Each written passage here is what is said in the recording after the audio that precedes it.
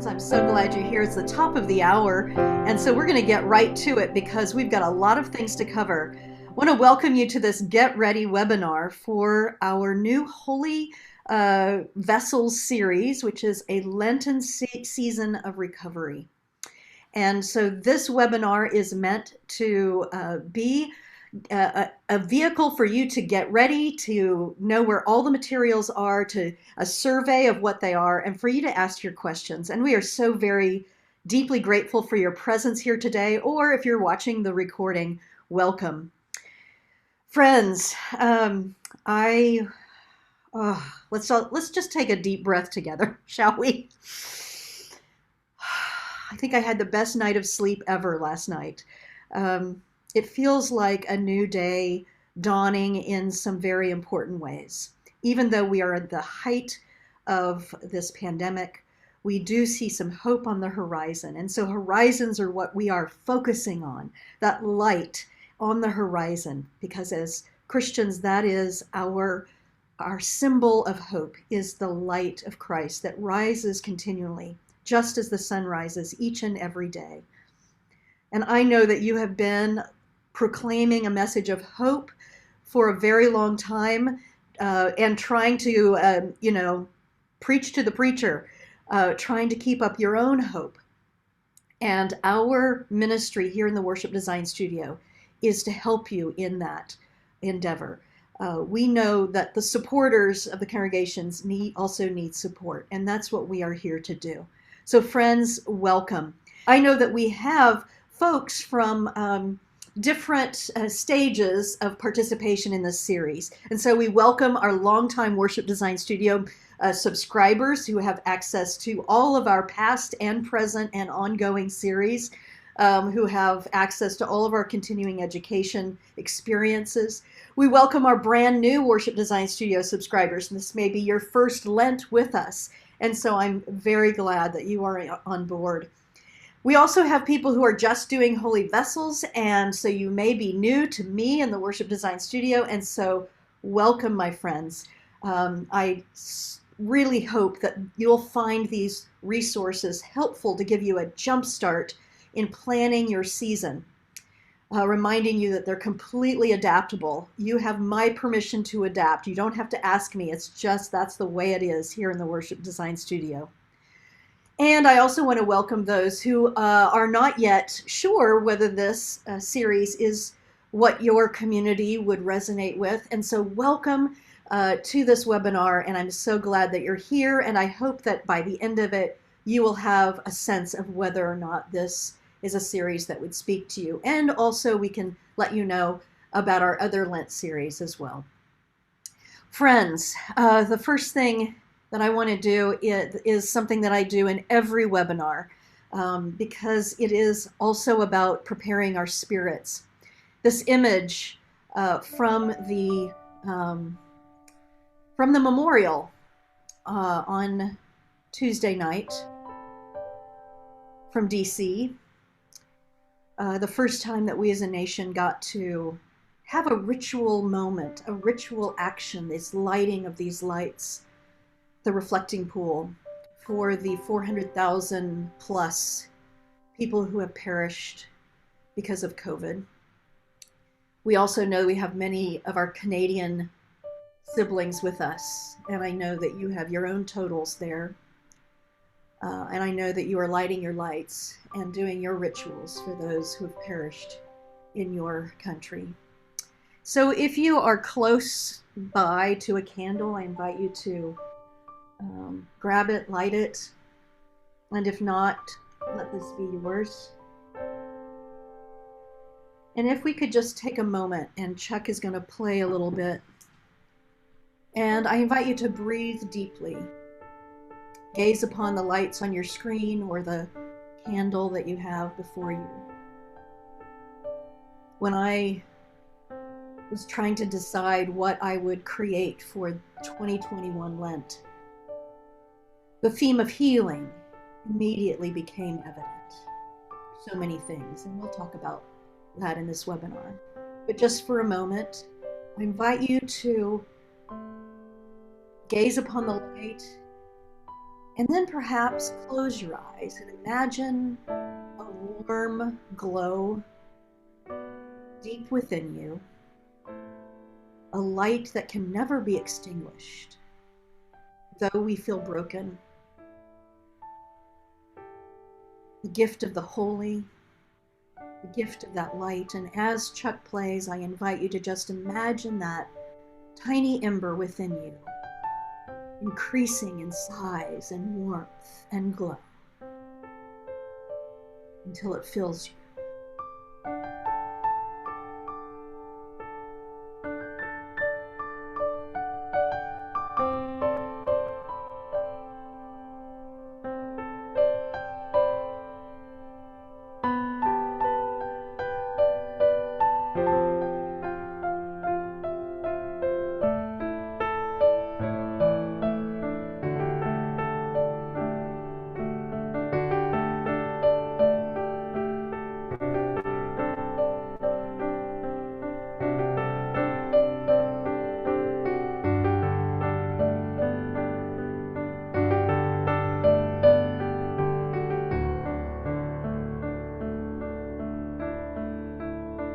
As that light grows, I invite you to imagine it reaching all the way to the borders of your physical body, and it begins to emanate around you, extending its light beyond you, beyond the walls that surround you in whatever room that you're in, out into your neighborhood, and extending and continuing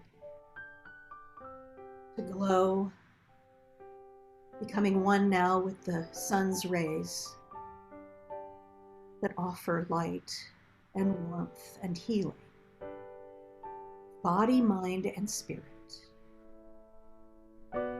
wherever it is found. This is the peace that we share, my friends. This is the peace, the light, the prayer for healing. And all God's people say.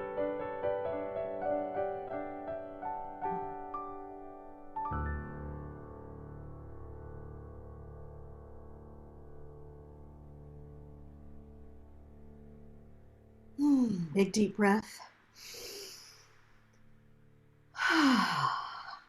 Thank you.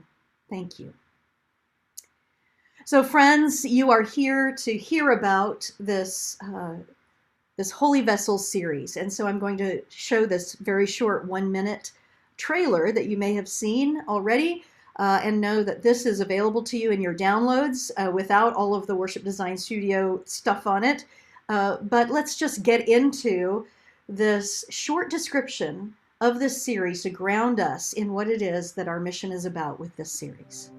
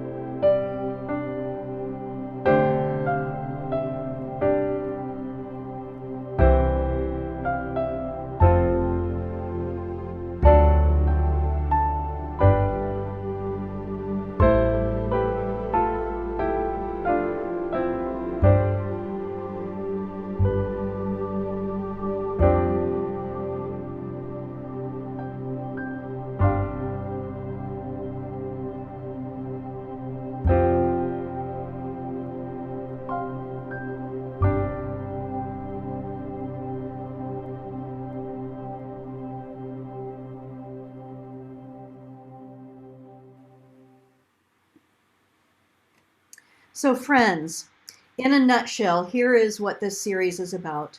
Looking toward the left, the glass vessels in beach glass, that's what we call our anchor image. These are symbols of brokenness and wholeness. Beautiful even in their brokenness. And so we focus on creating something beautiful out of that which feels broken. This is a focus on healing of body, mind, and spirit, this integrated understanding that our spiritual health is dependent on us paying attention to the health of our bodies, our minds, and our spirit. And so we'll look through the season at physical health, community, which is also economic health, mental health, intellectual health, which means our creativity, which may feel dulled in this marathon of pandemic, environmental health, integrated health. And so that is the journey through the weeks of Lent, and looking at the healing stories of Jesus as inspiration for our own attention on healing in our day. Throughout, we encourage you to examine how your churches could become health hubs, I'm calling it.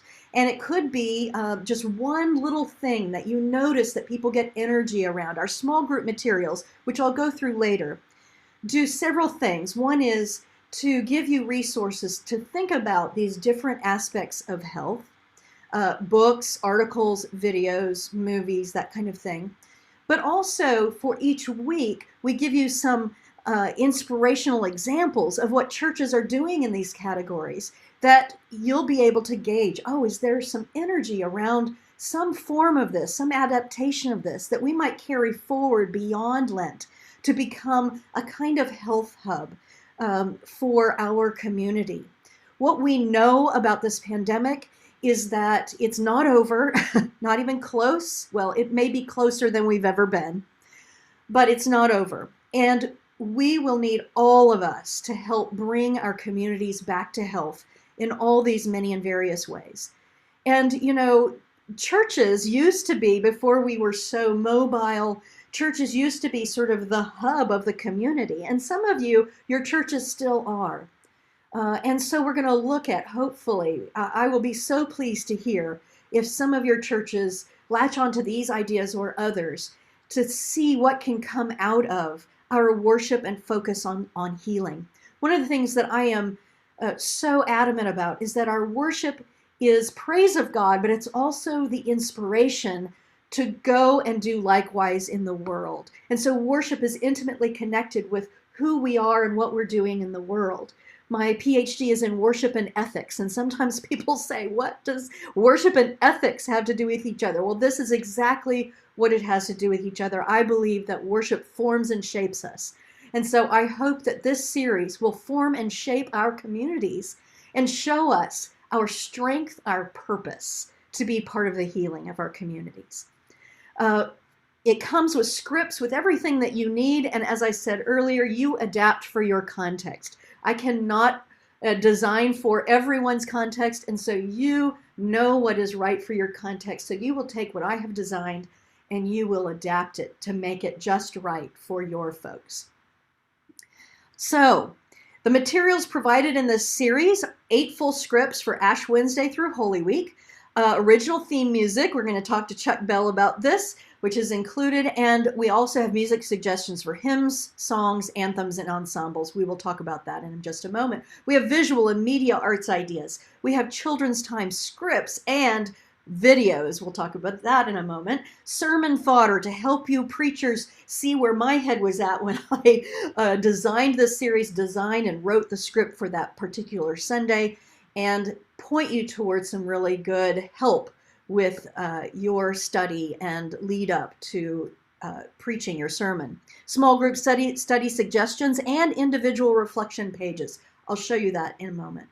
And a community of churches working together and sharing resources. This is one thing that has just become amazing in the Worship Design Studio, is that because we are on a platform where we can converse, we can share ideas, we can post pictures, we can do all of these things, we have had an explosion of collaboration in the Worship Design Studio. And so really, when you become part of the Worship Design Studio through this series, subscriber or just a la carte, you have access to the community that's doing this. And we're going to talk about how you might collaborate and save each other some time and energy and support one another in this webinar as well. So here's what we're going to do. we are going to go through this sequence and we're going to do it until we're done. So I'm not saying how long it will take. If you have to go, no worries. We're recording this. You will get the recording whether you are on live or not. And we'll also put a timeline with it so that you can send it to your folks. And for instance, if your visual folks want to just click on the timeline in YouTube and go right to the visual and media suggestions. So we're going to go through it in this way. We'll start with what's in it, how to download. We'll go to music, resources, and suggestions, time for children's scripts and video, visuals and media suggestions, scripts and sermon fodder, and small group materials and individual reflection pages. And after each one of these, I will stop and we'll take questions that you may have put in the question space where Jenna invited you to put your questions. And just know that you may write a question about visuals early on, but we're going to wait until we get to visuals to address your question. And so that's the way we'll do it and kind of try to keep it organized. And at the end, I'll also pause for questions and we can include any that might have come up out of order. So we'll get to all your questions today. All right, friends, let's start. When you get into the series in Worship Design Studio, the table of contents looks like this. Look over on the left-hand side, you'll see table of contents. Then you see activity feed right under that. So table of contents is where you get to all the material. The activity feed is where you can collaborate and talk to other churches and see what other ideas. It's already happening, friends. People are already putting together their visual installation, taking pictures, putting it on, so you can already become part of a conversation right there. And so in the table of contents, I really want you to do what it says, which is start here. This is where I'll post the Get Ready webinar. I'll put a little portion of this that talks about unpacking and how to download there. And then the big all cap letters, download the entire series here. Now let me explain this. The rest of the table of contents does have content in it where you can go and quickly click on a PDF and it will open up and you can look at a script if you need to see it right away. But what I really want you to do is go to download the entire series and actually download it there. I'm going to show you well, let's go to it right now. Actually, here we go. Where is it? There we are. So when you go to the Hightail sharing space there, this is what you will see. I want you to notice the down arrow on the right-hand side above the list. That down arrow, when you click on it, will allow you to download everything into a file. It will come as a zip file. You will unzip it. All of the things will be in there. There are some zip files within it. And you will need to double click on that and open that up, however you do zip files. But all of the materials are there. And so that's the best way in one fell swoop to get it all on your computer. Now, your team members may not want to have it all on their computer. And so they could do it one at a time. They could just go get the visual arts document. You can do these one at a time. All right, so back to our table of contents. You'll notice that this little share videos resources for other churches to use, that was just added this morning by Jenna. And so we're going to do the same thing we did in Advent, which was amazing, where churches were creating perhaps recordings of, say, the scripture reading, and they were making that available to other churches to use to save you some time. So if you're in a very small church and you do everything. This collaboration could really help you. One of the other things that we're featuring was a great idea by one of our Worship Design Studio subscribers, and that is pulpit sharing. If you want to connect with another church that's perhaps similar to yours in size, perhaps in location, and you want preachers give each other a little break and share some of the sermon responsibilities, I think that's a terrific idea. And so we have made a topic, actually, where you can connect with other folks and perhaps, if that is interesting to you, perhaps collaborate with another church. So that has been added this morning. But otherwise, you'll see all of the different documents that are included, including all of the scripts. We have a communion liturgy that you use wherever you want to, wherever your communion Sundays fall, or every Sunday if you do communion every Sunday. Of course, you tweak it for your denominational traditions, your church's traditions. We have scripts, a time for children, visual media, music, small group suggestion, individual reflection pages. Okay, that's the table of contents. All right, so friends, you'll download all of that. And so let's dive in to the first segment we're going to do, which is Chuck Bell. Would you come on and say hello to the folks? Hey, friends. Hello from Dahlonega, Georgia. Yes, indeed. Well, Chuck is a frequent collaborator with me on these series. And as we always do when we collaborate on a series, Chuck and I have co created a theme song, right? And a theme song for us usually is a short refrain that's easily learned, easily sung, and is what we call a thread item that's going to get repeated every week.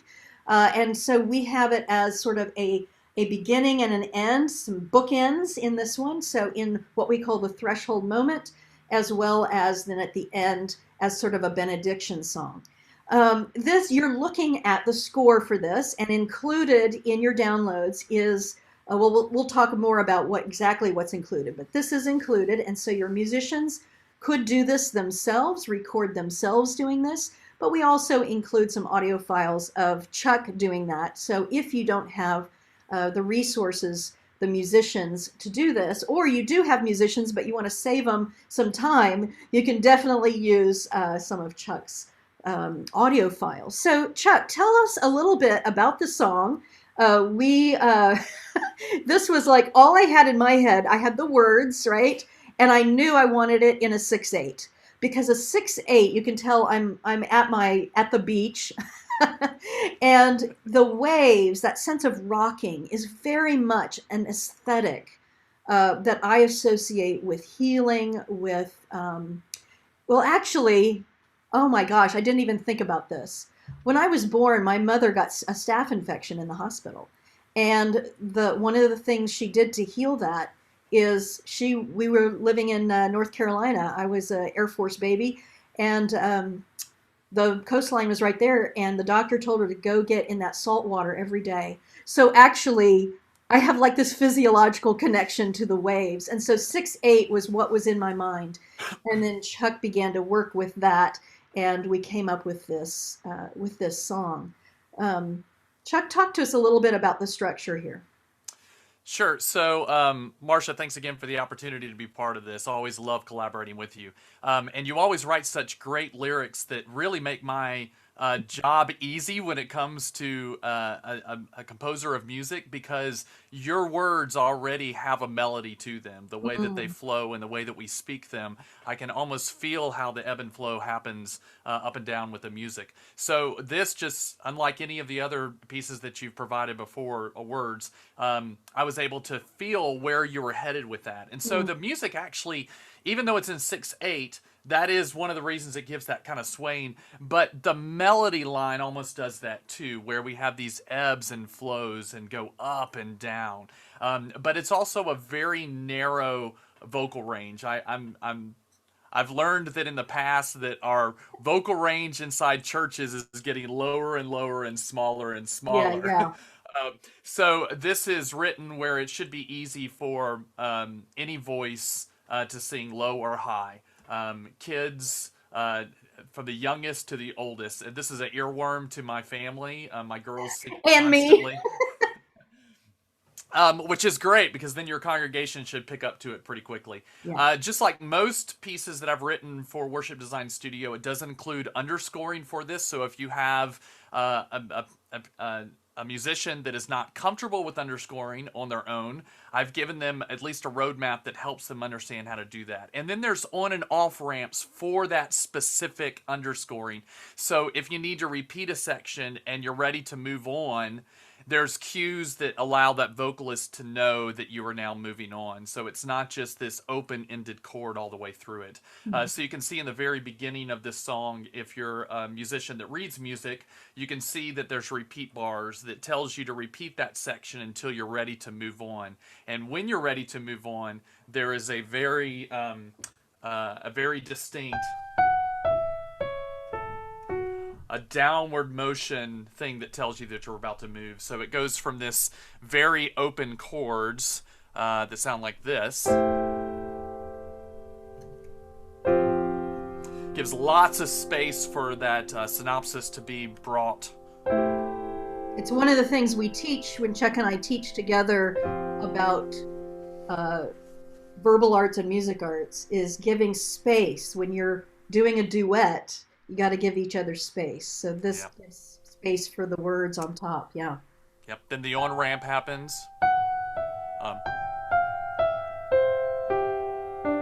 And then you're into the actual song. So same thing when you sing the song once through, that goes back to an underscoring. You can see at letter C that then it's just, you continue to repeat that between B and C. It gives you some options to do underscoring, but anytime you're ready to go on, that same phrasing happens right before somebody sings.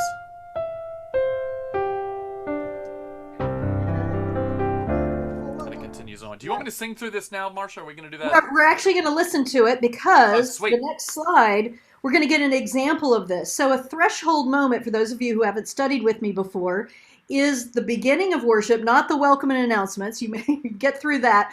And then it's an on-ramp to, it's a threshold to the ritual, to worship.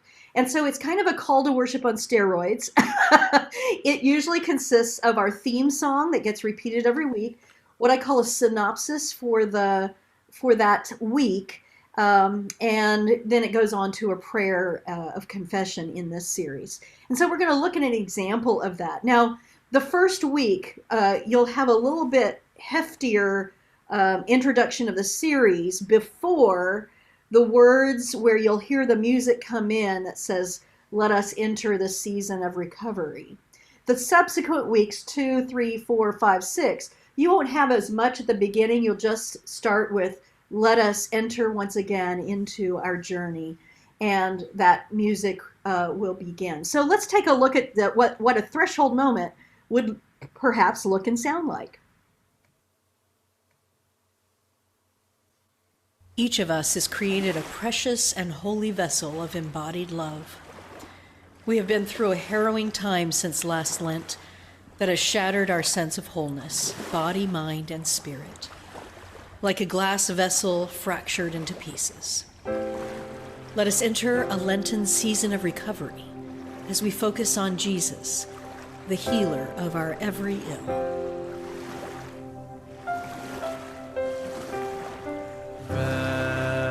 Vessels, holy and whole, broken, needing the one, open, body and soul, healer come. Each glass begins as something whole and yet discarded. As it is tumbled by the sea, it is broken and polished until it becomes a treasured mineral gem. We do not embrace that suffering is necessary or God-given, but simply that suffering is a part of life. When pain comes and brokenness enters our lives, Jesus reaches out to touch and remind us of the treasure that we all are, worthy of new life in the midst of hopelessness. In a year when pandemic has wreaked havoc on our world, we begin by affirming our journey to physical health.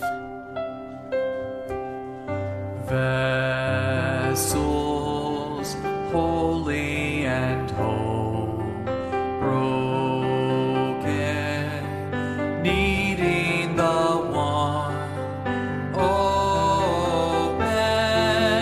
body and soul, healer come. Vessels, holy and whole, broken, needing the one, open,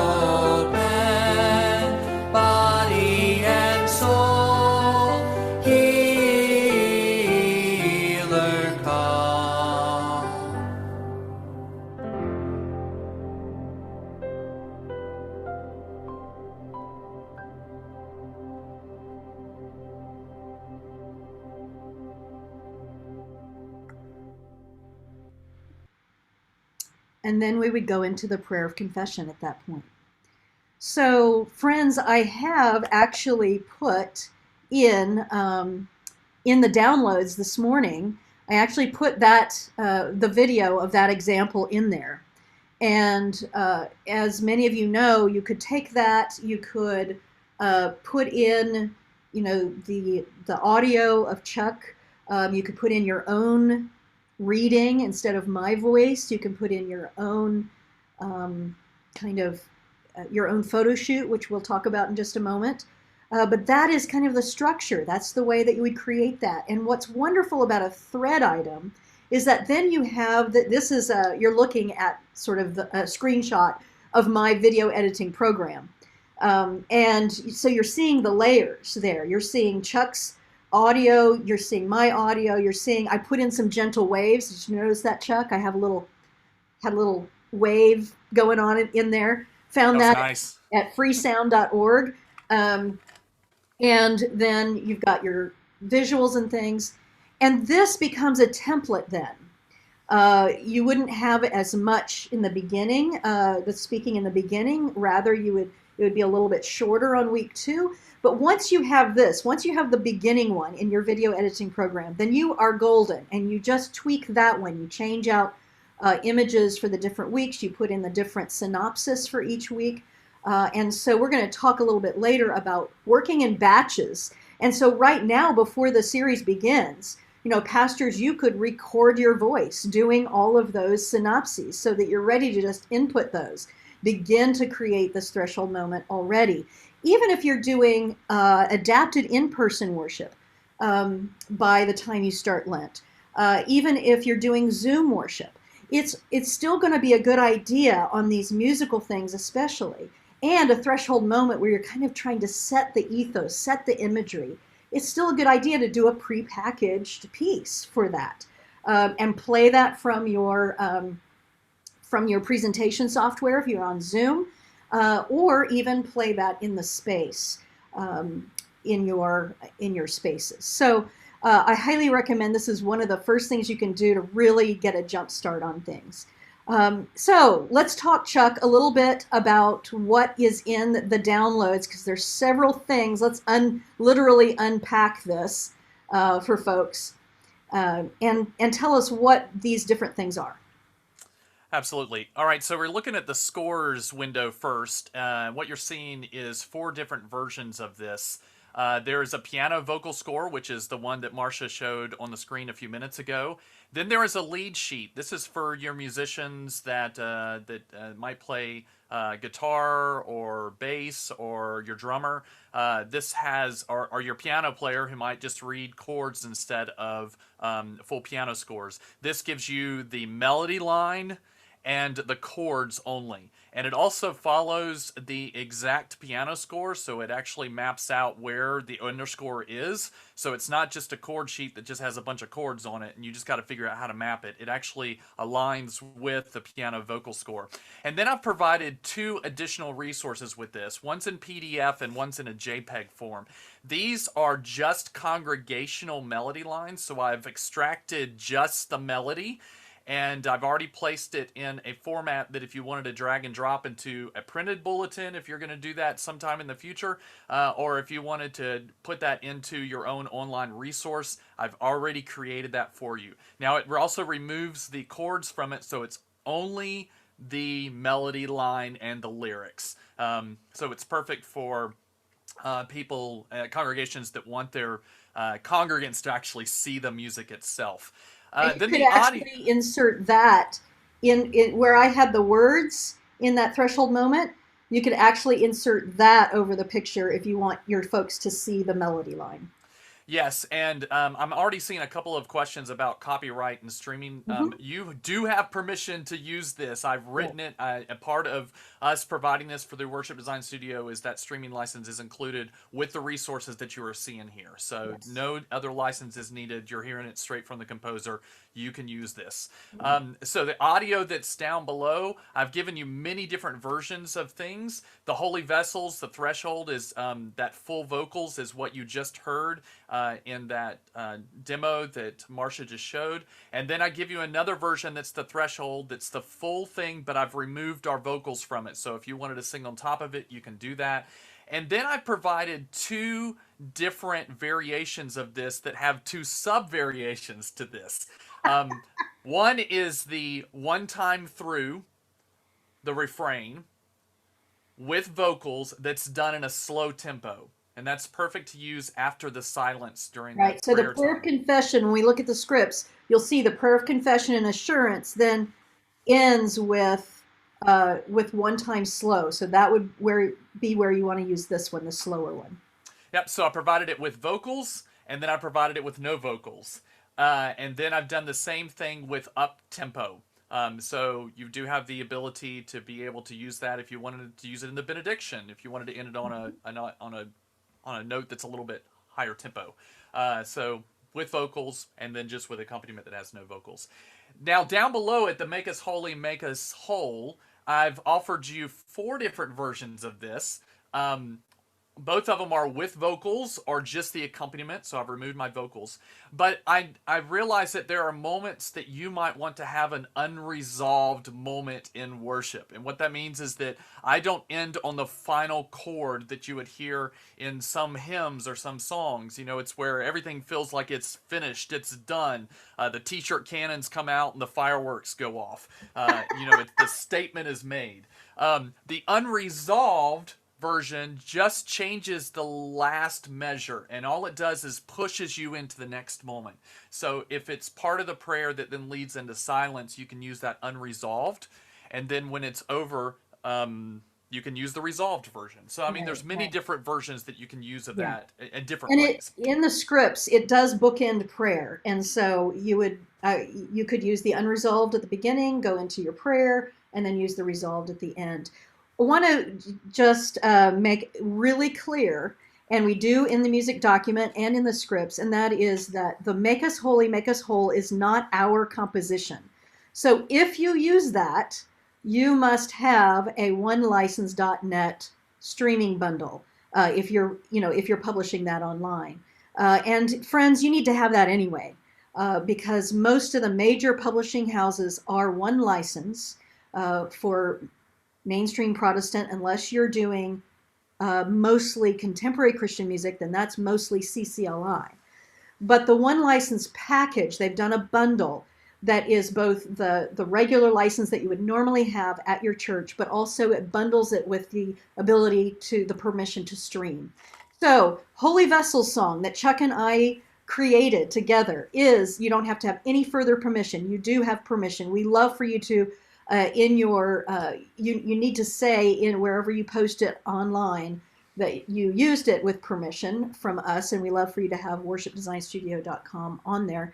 But the Make Us Holy, Make Us Whole is not ours to give you permission. We can offer you resources to do it, but we cannot give you permission. So you'll need to have that onelicense.net streaming bundle if you're going to publish that anywhere that is on, is permanent online.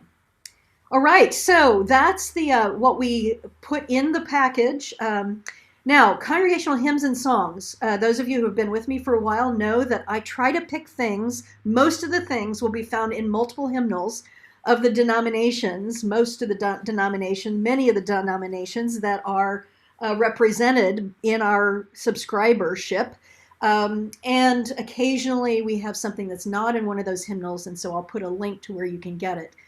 But also know that when you adapt, there may be a hymn or a song that I suggested that your folks don't know, and you may find something different. What I suggest is that you look at my choice, say, what was the theology here? What was the feel?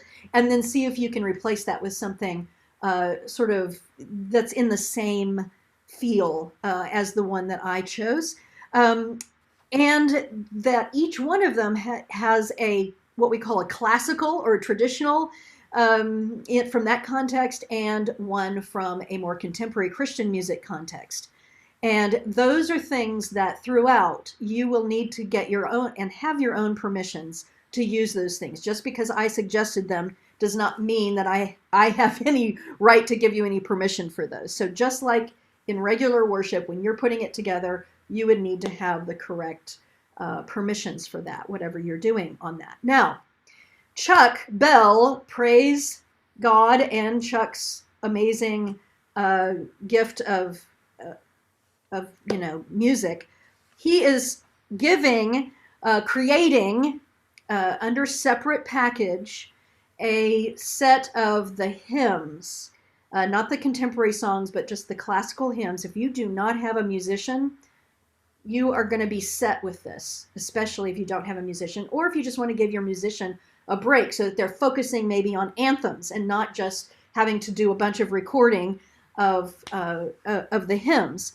So Chuck, on your website, chuckbellmusic.com, now lives a package where you are going to be offering us various resources for those hymns. I'm going to do a little bit of example here, and then you can tell us a little bit more about it.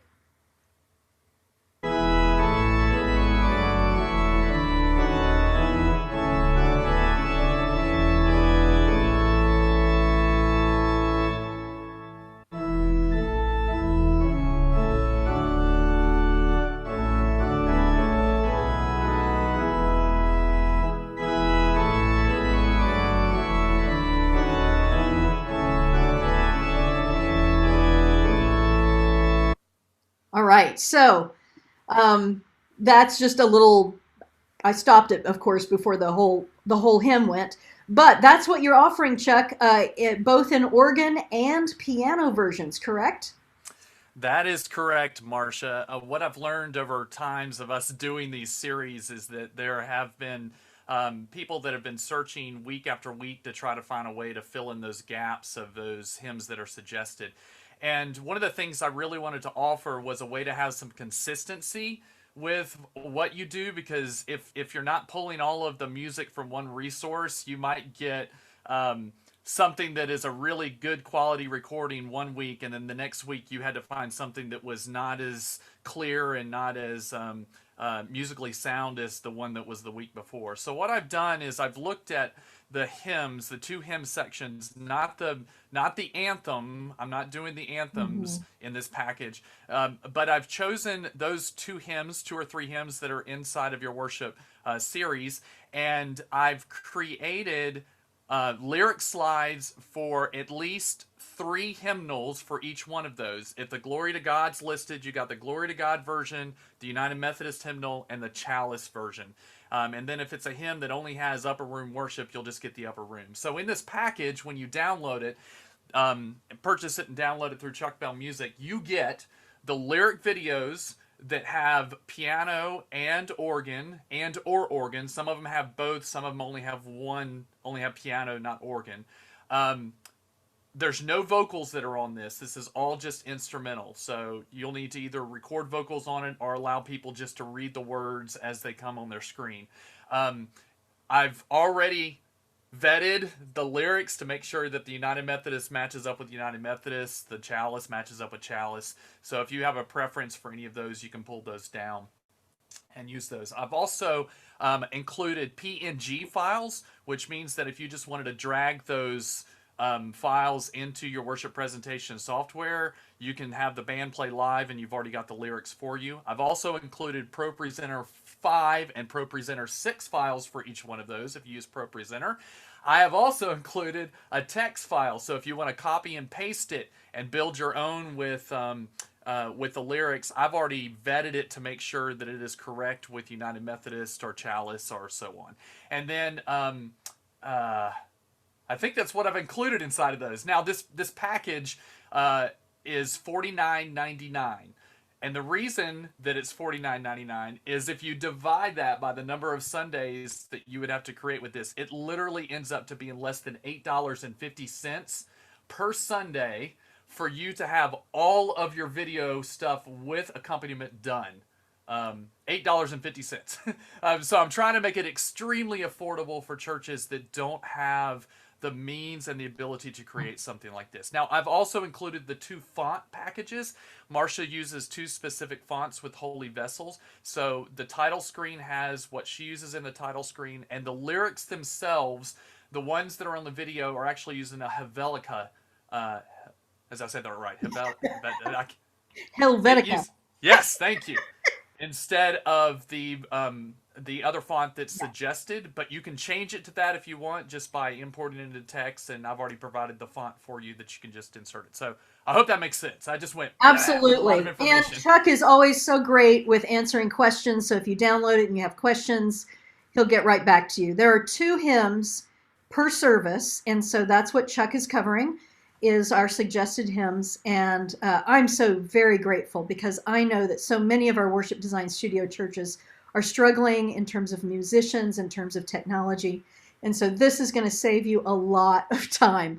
I especially love, Chuck, that you have given this in a format where we can put our own pictures behind those words, because we're going to talk about soon the visual media arts, and you'll want to do your own photo shoot or use the photos that we have provided you, and to create that palette, whatever it is that you want. So, Marcia, I forgot to say that there's also audio files. I meant when you're talking about dropping that in. So I've separated the audio from the videos as well. So if you just want the audio and do your own stuff, I've already created that for you.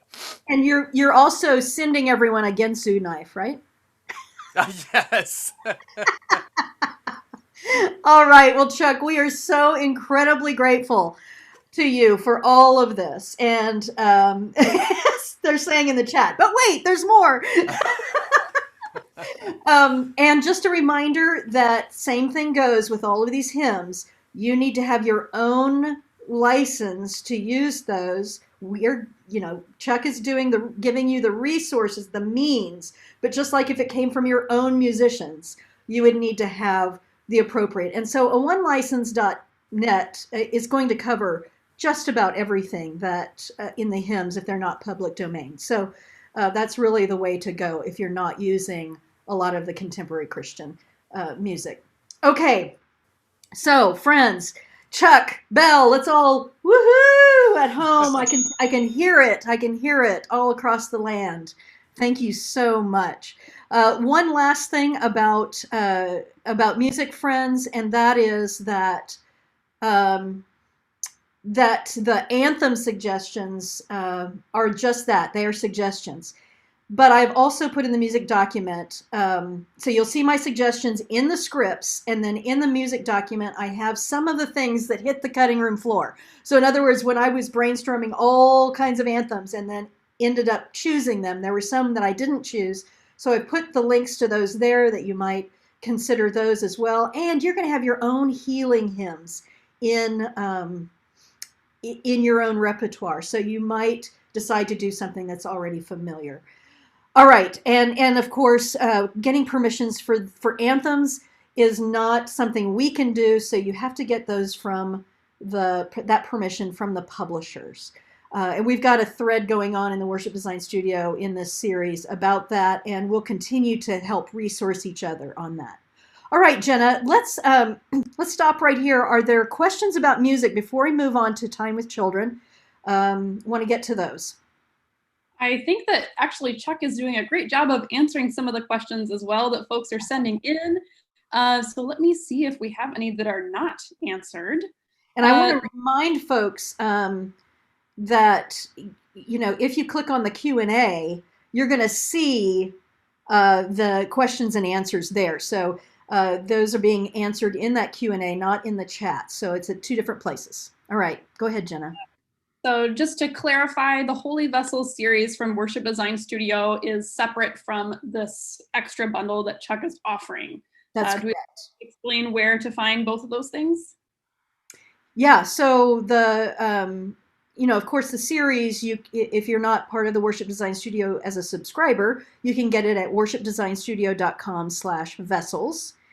And then chuckbellmusic.com is where you'll get that supplemental package. So Chuck is putting in a lot of extra work for us. And so we want to make sure that those are just separately purchased separately so that we can make sure that we that Chuck's family eats, basically. And Marcia, it is on the front page. So when you go to Okay, chuckbellmusic.com, you will there see you go. Holy Vessels video resources. Click that. And I've also placed it in the chat if you're interested in checking it out. There was a question about, can you see what the videos look like that I produced? There are 2 examples. One's a piano, one's a organ that's on that product page. So just click that video and you can see an example of one of those. They're all black backgrounds. I didn't put any other background to it. So it's just text Well, over a black background. yep, great. What else, Jenna? I am seeing a question. Any chance that someone would share music videos with lyrics, links to their choir or performers, for example? So kind of creating more videos, I think. Sounds like anthems, especially. And so what I would do is become part of that topic about collaborating with churches and kind of connect with some other churches. Perhaps you can share the load. Maybe one church, if you have like 3 churches who are collaborating, maybe one church can do one Sunday in the next church, so that you split that up and you're only doing 2 anthems each. That would be awesome. I really like this idea of collaborating with specific other churches because it gives you a relationship, so that's a really cool thing. So yes, in that crowd sharing like we did in Advent, we will be doing that. But remembering that we still have to honor, giving revenue to the composers, to the publisher, through the publishers. And so it doesn't mean that you are off the hook for purchasing some of those anthems and getting your own permissions. So that's really important that we stay ethically grounded in all of these things. Awesome. That's all I'm seeing for music right now. And again, if you have other music questions, just check that answered area on the Q&A and you might find your question already answered. Great. Okay, fantastic. And as we go, Jenna, that just reminds me, if we can capture the Q&A before we close this webinar today, that would be awesome. Okay, so friends, let's move on, because I've got another guest expert here that has become beloved of this community, and that is Mark Burrows, our expert in children. And again, he has created scripts for us for the Time for Children. And bonus, this time, y'all are going to love this, he's actually going to video himself doing them so that you could just use those in your worship. And we are so very grateful, Mark Burrows. It will be really fun, especially for our longtime Worship Design Studio subscribers who've been doing your children's time for a long time. It'll be fun for their churches to get to see you and to see you do them. So we're excited about that. Welcome. Thank you. Glad to be here. Hi, friends. So I love this picture of you, and I just had to blow it up for folks. This is the essence of Mark Burrows. Not that he doesn't have a quiet side as well, but hey, your zest for life is just one thing that is such a blessing in my life. And your love for children is also something that I just so appreciate and has brought such richness to all of us. Mark Burrows also has done in the past these puppet plays that churches have loved, especially for Christmas Eve. So glad you're here. Now, for this one, I asked you to help children focus on healing, which is our theme. And so this is just a screenshot of one of the pages in the Time for Children document, showing the materials that you need each week, which actually people can have at home. So you don't have to do a bunch of sending stuff out. And the structure, which is kind of a 3-part structure for each one. So Mark, tell us a little bit about this. Sure. So I wanted to involve the children in some healing acts. And the first one, and we've experienced this already, is breathing. And how breathing is so different from inhaling and exhaling. And breathing can be useful in a lot of different ways. Particularly, I find it useful in any worship context where you've just had a kind of an up element and it's about time to start the deep dig into it. Yeah. And you need that transition moment. It's almost like its own little threshold moment into the deep dig, right? And when we inhale and exhale, that gives us oxygen, which our bodies need, that can heal our bodies. But when we breathe, when we really breathe, is an intentional breath. And when I explain intentional to children, what I mean is that's on purpose and with purpose. And so when we breathe, as Job would say, the Spirit of God has made me, and the breath of the Almighty gives me life. When you really breathe, that's a spirit breath. You are breathing in the breath of God Almighty. And while the oxygen helps and feeds our bodies, it's that breath that feeds and heals our souls. So let's take in a breath together.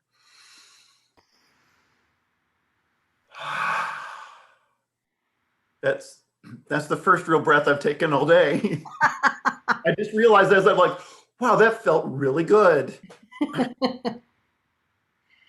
So what I'm noticing, Mark, is that what I love about each one of these is that you take something, these themes are big, physical healing and economic community healing and mental health and all that. And you really hone in on something very tangible and very simple.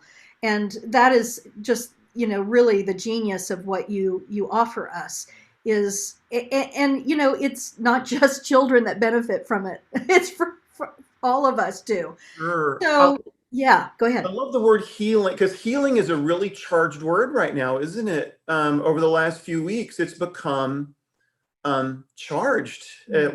And I've seen so many discussions in social media about what we need now is healing, and no, what we need now is accountability. And I'm always like, why the binary thinking? Why? Right. Those are not mutually exclusive.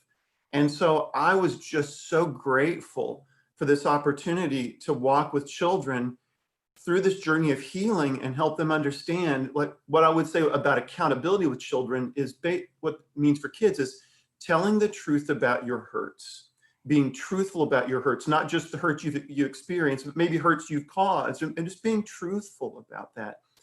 And that is a part of healing. You would never go to the doctor if you had a particular ailment and then get to the doctor and go, yeah, I'm fine, I'm looking to the future.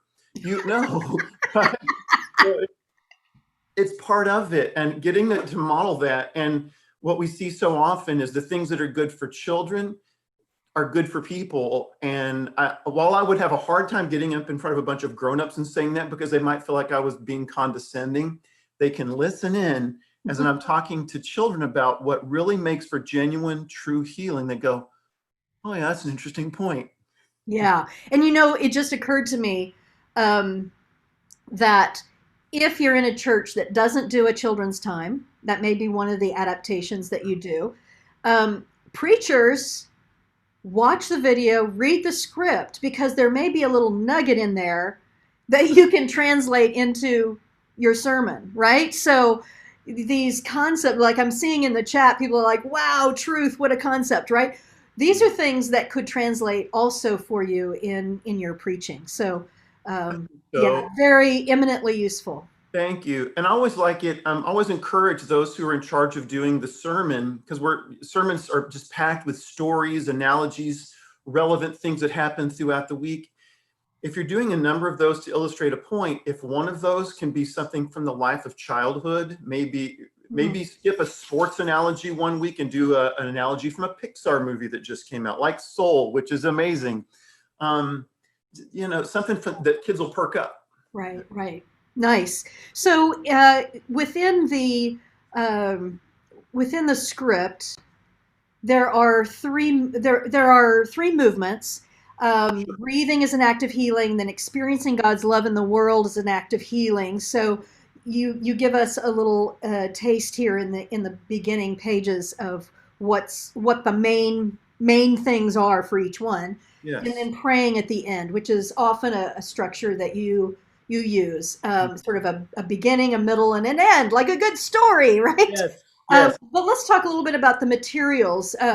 Again, these are things, each one of these is super easy for people to do at home without having to provide them with certain things. Right. Yeah, I really, when I'm up in the church campus, we had this supply closet that has like a million things, and we got a gazillion puppets. But I really like, in fact, one of the sessions I wanted to say, it's Lent 4, is all about creativity and the God-given gift that we all have of, if to be created in the image of a creator is to be creative. And one of the engines of creativity is limitations. We are living in a year of limitations.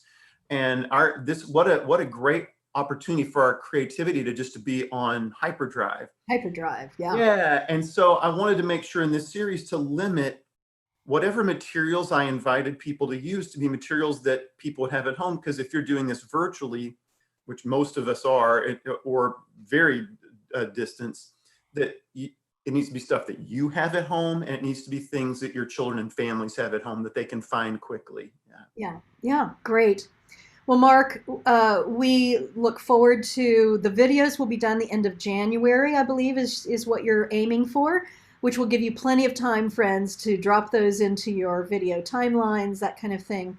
But we are just grateful, as always, Mark Burrows, for your contributions and how you help us include children in very specific and vital ways. Oh, I'm grateful. And I'm grateful to everybody that's a part of this community right now for being here and for advocating for children. You know, I'm always challenged by my hero, Mr. Rogers, who said, anything mentionable is manageable. And all this that we're going through, all this that adults are going through, the kids are going through it too. And once again, I'm just so grateful to have a whole community of advocates here to be here together today. So it's so encouraging. Well, before you go, Jenna, are there any questions for the good of the whole that came up for Mark? Yeah, I am seeing a question here. Can we also post the children's moments on our website for people to access them with their children at any time? Fine with me. Yeah, Yay. absolutely. Sure. Great idea. Well, I'll have to remember to introduce myself. So because I'll be a stranger, at least for the first couple of weeks. And then by Lent 5, we'll be old friends. Yeah, of course. Yes. Awesome. Great. Thank you.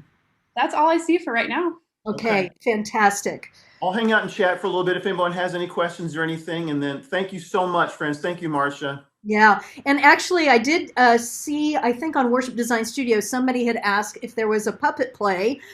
And actually Mark has gifted us with a script that has to do with that creativity, the sort of found objects that you could use in Christian education. You could use separately with folks, with children outside of worship. So yes, he has gifted us with yet another puppet play to offer. So thank you. Yeah.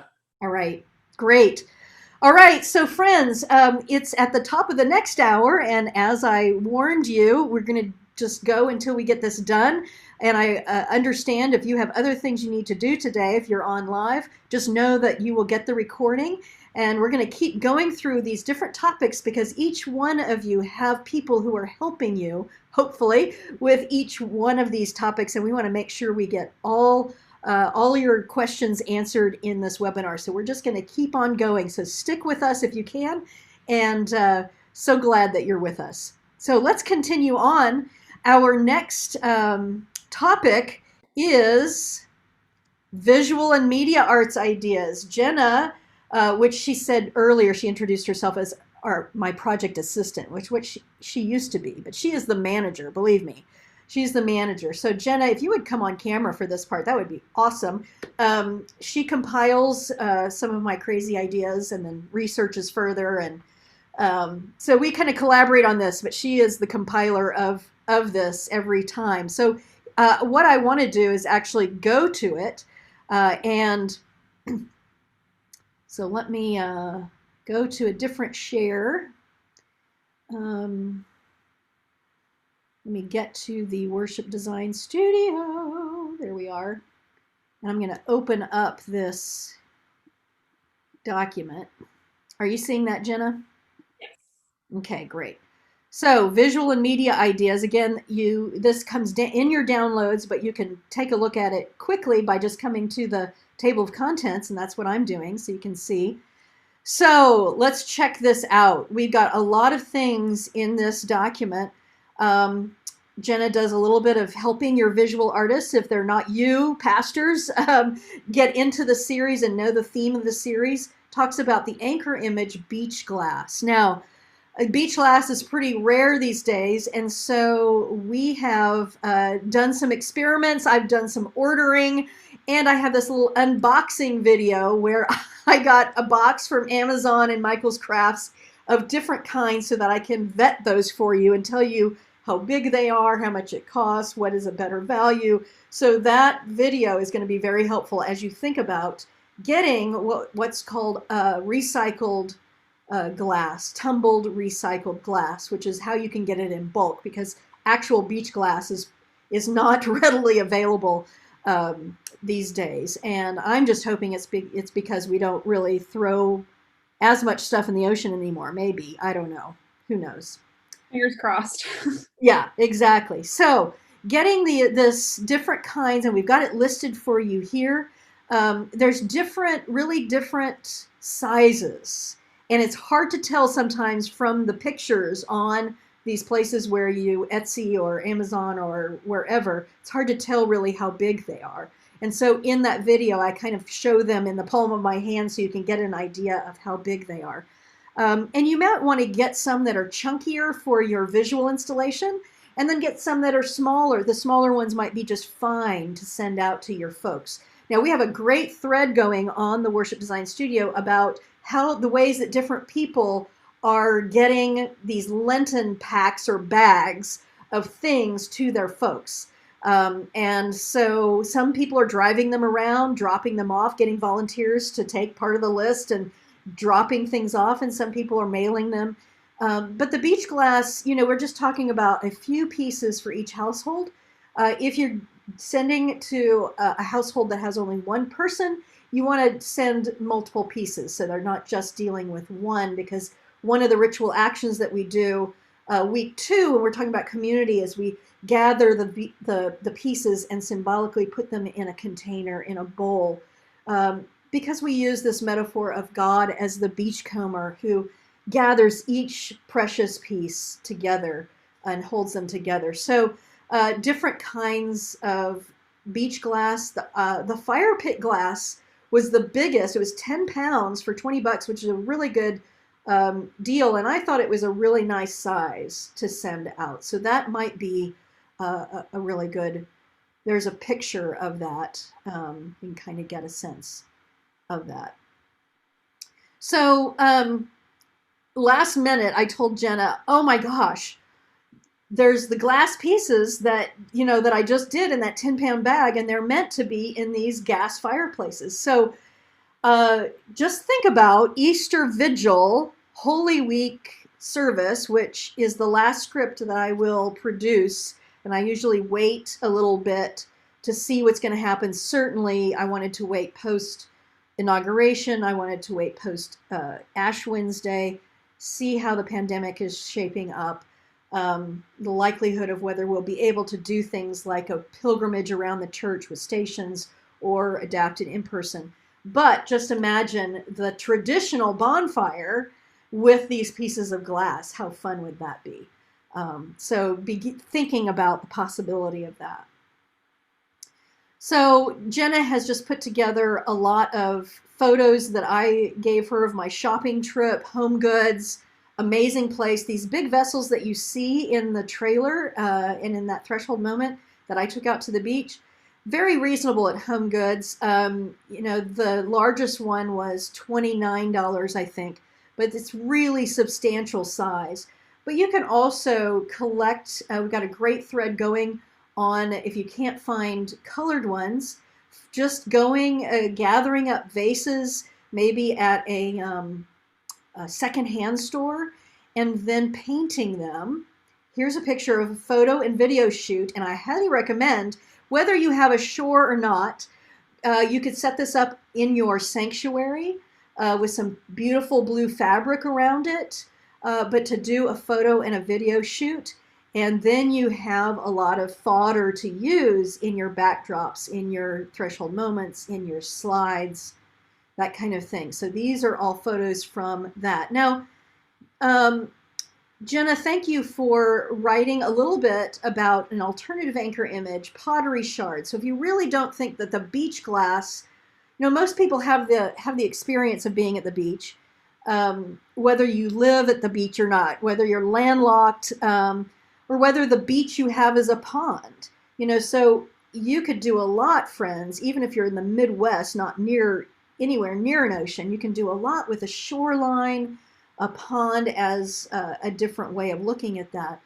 But you could also use pottery if you really think that would be a much better anchor image for yourself. You would have to do some rewriting of some of the ritual actions.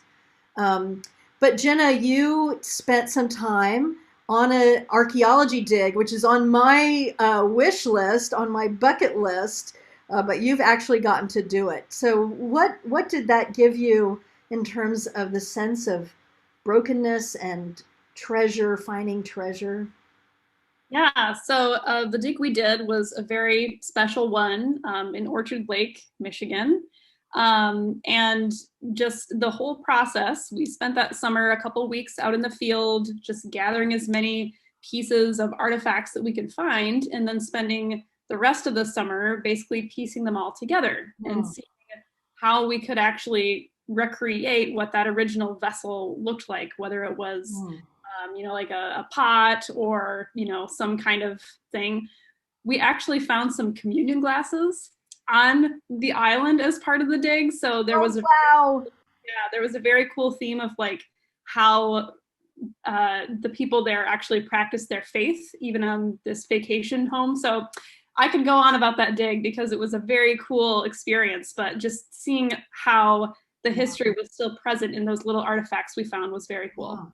And that's true of the beach glass as well. There are the people who are really into collecting beach glass are just thrilled when they find a little bit that has like a little insignia, part of an insignia on it, so that they can kind of trace it back. So it's like sleuthing, right? But what the metaphor really speaks to, whether it's pottery or beach glass, is that this was once a whole vessel. This was once something that was useful, and we can sometimes feel like in our brokenness that we have lost our usefulness, or that we just can't imagine that we will be able to be whole again. And the act of piecing things together or treasuring the pieces. In our Lent 5, we will take thin copper wire. Let's see if I can find. We'll talk about that in a moment. You could use a sandbox. There's so many different variations here, friends. And the point is not to do them all, but to decide which ones will speak for your community. I don't know if we have a picture of the wire. We do have the picture of the wire in here somewhere. Here we go. Craft wire. So week 5, one of the things that in the ritual action is to wrap craft wire around a broken piece to create this beautiful pendant, whether you hang that in the window or it catches the light, or make it a piece of jewelry. But it's the act of taking something that was broken and saying, this is so precious that we're going to highlight it. We're going to feature it. It's going to catch that light again. It's going to be something that we hold near and dear to our hearts. And so that's something that you'll want to think about for putting in your Lent at home kits as well. So on this page, we have some ideas for putting in there the beach glass, the craft wire. If you're going to use a sandbox theme, you can put little small package of sand in. And then we have reflection pages that I will talk about in a little bit, but you could print out and create a little booklet that will go with the worship for people to journal in. So Jenna, thank you so much for your work on this. We have ideas for Ash Wednesday. Of course, the Ash Wednesday script actually uses images of earth, fire, water, and air, and really leans toward the dust to dust rather than dust and ash, the ashes part of that equation, so that it's easier for people to have some dirt in a bowl, perhaps, for that Ash Wednesday service. Easier than needing to send out ashes, that kind of thing. We want to be really careful that people don't mix ashes with water at home. It turns into lye, which burns the skin. So there's also some other ideas if you really don't want to forgo the ashes. There's custom tattoos, static clings that you can put on vehicles, and some other resources that you could think about doing for Ash Wednesday. Friends, I've had so many people respond to the Ash Wednesday resources, ideas that I put on social media some time ago. And continued questions about, is it really going to be unsafe to do this? Well, we don't know, and that makes it unsafe, right? We see a spike, we see mutations, and to me, the question is it a necessary risk? And I keep coming down with the answer, no. I'm part of an ecumenical protocols group, and their suggestion is that if you're in a place where you're having adapted in-person worship for Ash Wednesday, that only households impose ashes on one another.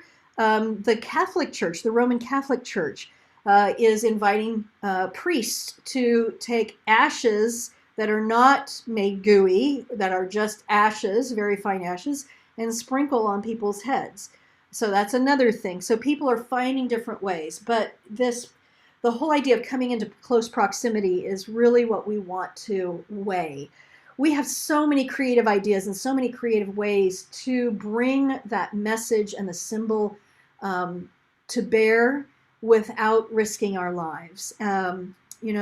Mark just shared with me before folks came on that someone in there, they just had a funeral for one of their staff who died of COVID. And so I just don't want this to be your story as well. So I am highly suggesting that you use all your creative abilities and our creative ideas to come up with something that can be done without risking our lives. So friends, just lots of ideas for Ash Wednesday as well as the whole series. Let me go back to my photos here and show you a couple of other things. One is, do your photo and video shoot. Get what we call B-roll. Those of you who are with me in Advent or before or any of my reboot know what I mean by B-roll. It's a filmmaking term, and it's video footage. I'm going to let this roll here. Video footage. So this was at my little beach shoot. And the sunset was, oh my gosh, wonderful. Now I decided at that moment, you can see where I zoomed in. So I would need to stop. I would need to cut this, and I'd have to use it beyond that little. But now I'm just going to let it sit here, and I let it sit for about 2 minutes so that I could get a lot of footage that I could use. And the birds were cooperating. I mean, every once in a while you see the birds flying by, and then I had everyone, there they go. Thank you, birds. And of course there's the audio here, but I don't need to use the audio. I probably don't want to use the audio because you can hear me coughing in the background and sniffling. It was a really cold day. You can't tell it, but it was a really cold day. So get some B-roll, and then create templates out of your photographs for your backgrounds. So I took several close-ups of different kinds, and then we have given you some section headers to use in your worship for each of the different sections of the service. So this would be the first one, gathering. And I did this because in the scripts, I use a different kind of section headers that are featured in the healing stories. And I wanted these to be slides that people could just sit with for just a few seconds, as long as it takes to read this. People gather around Jesus as his reputation becomes known from town to town. As we gather, we too are yearning for presence, for peace, for help. So this could just be shown as the prelude is playing, for instance. And so we've made you a set of these that's in your downloads. Of course, they're using my photo shoot, but then we have a Canva template in the visual arts document.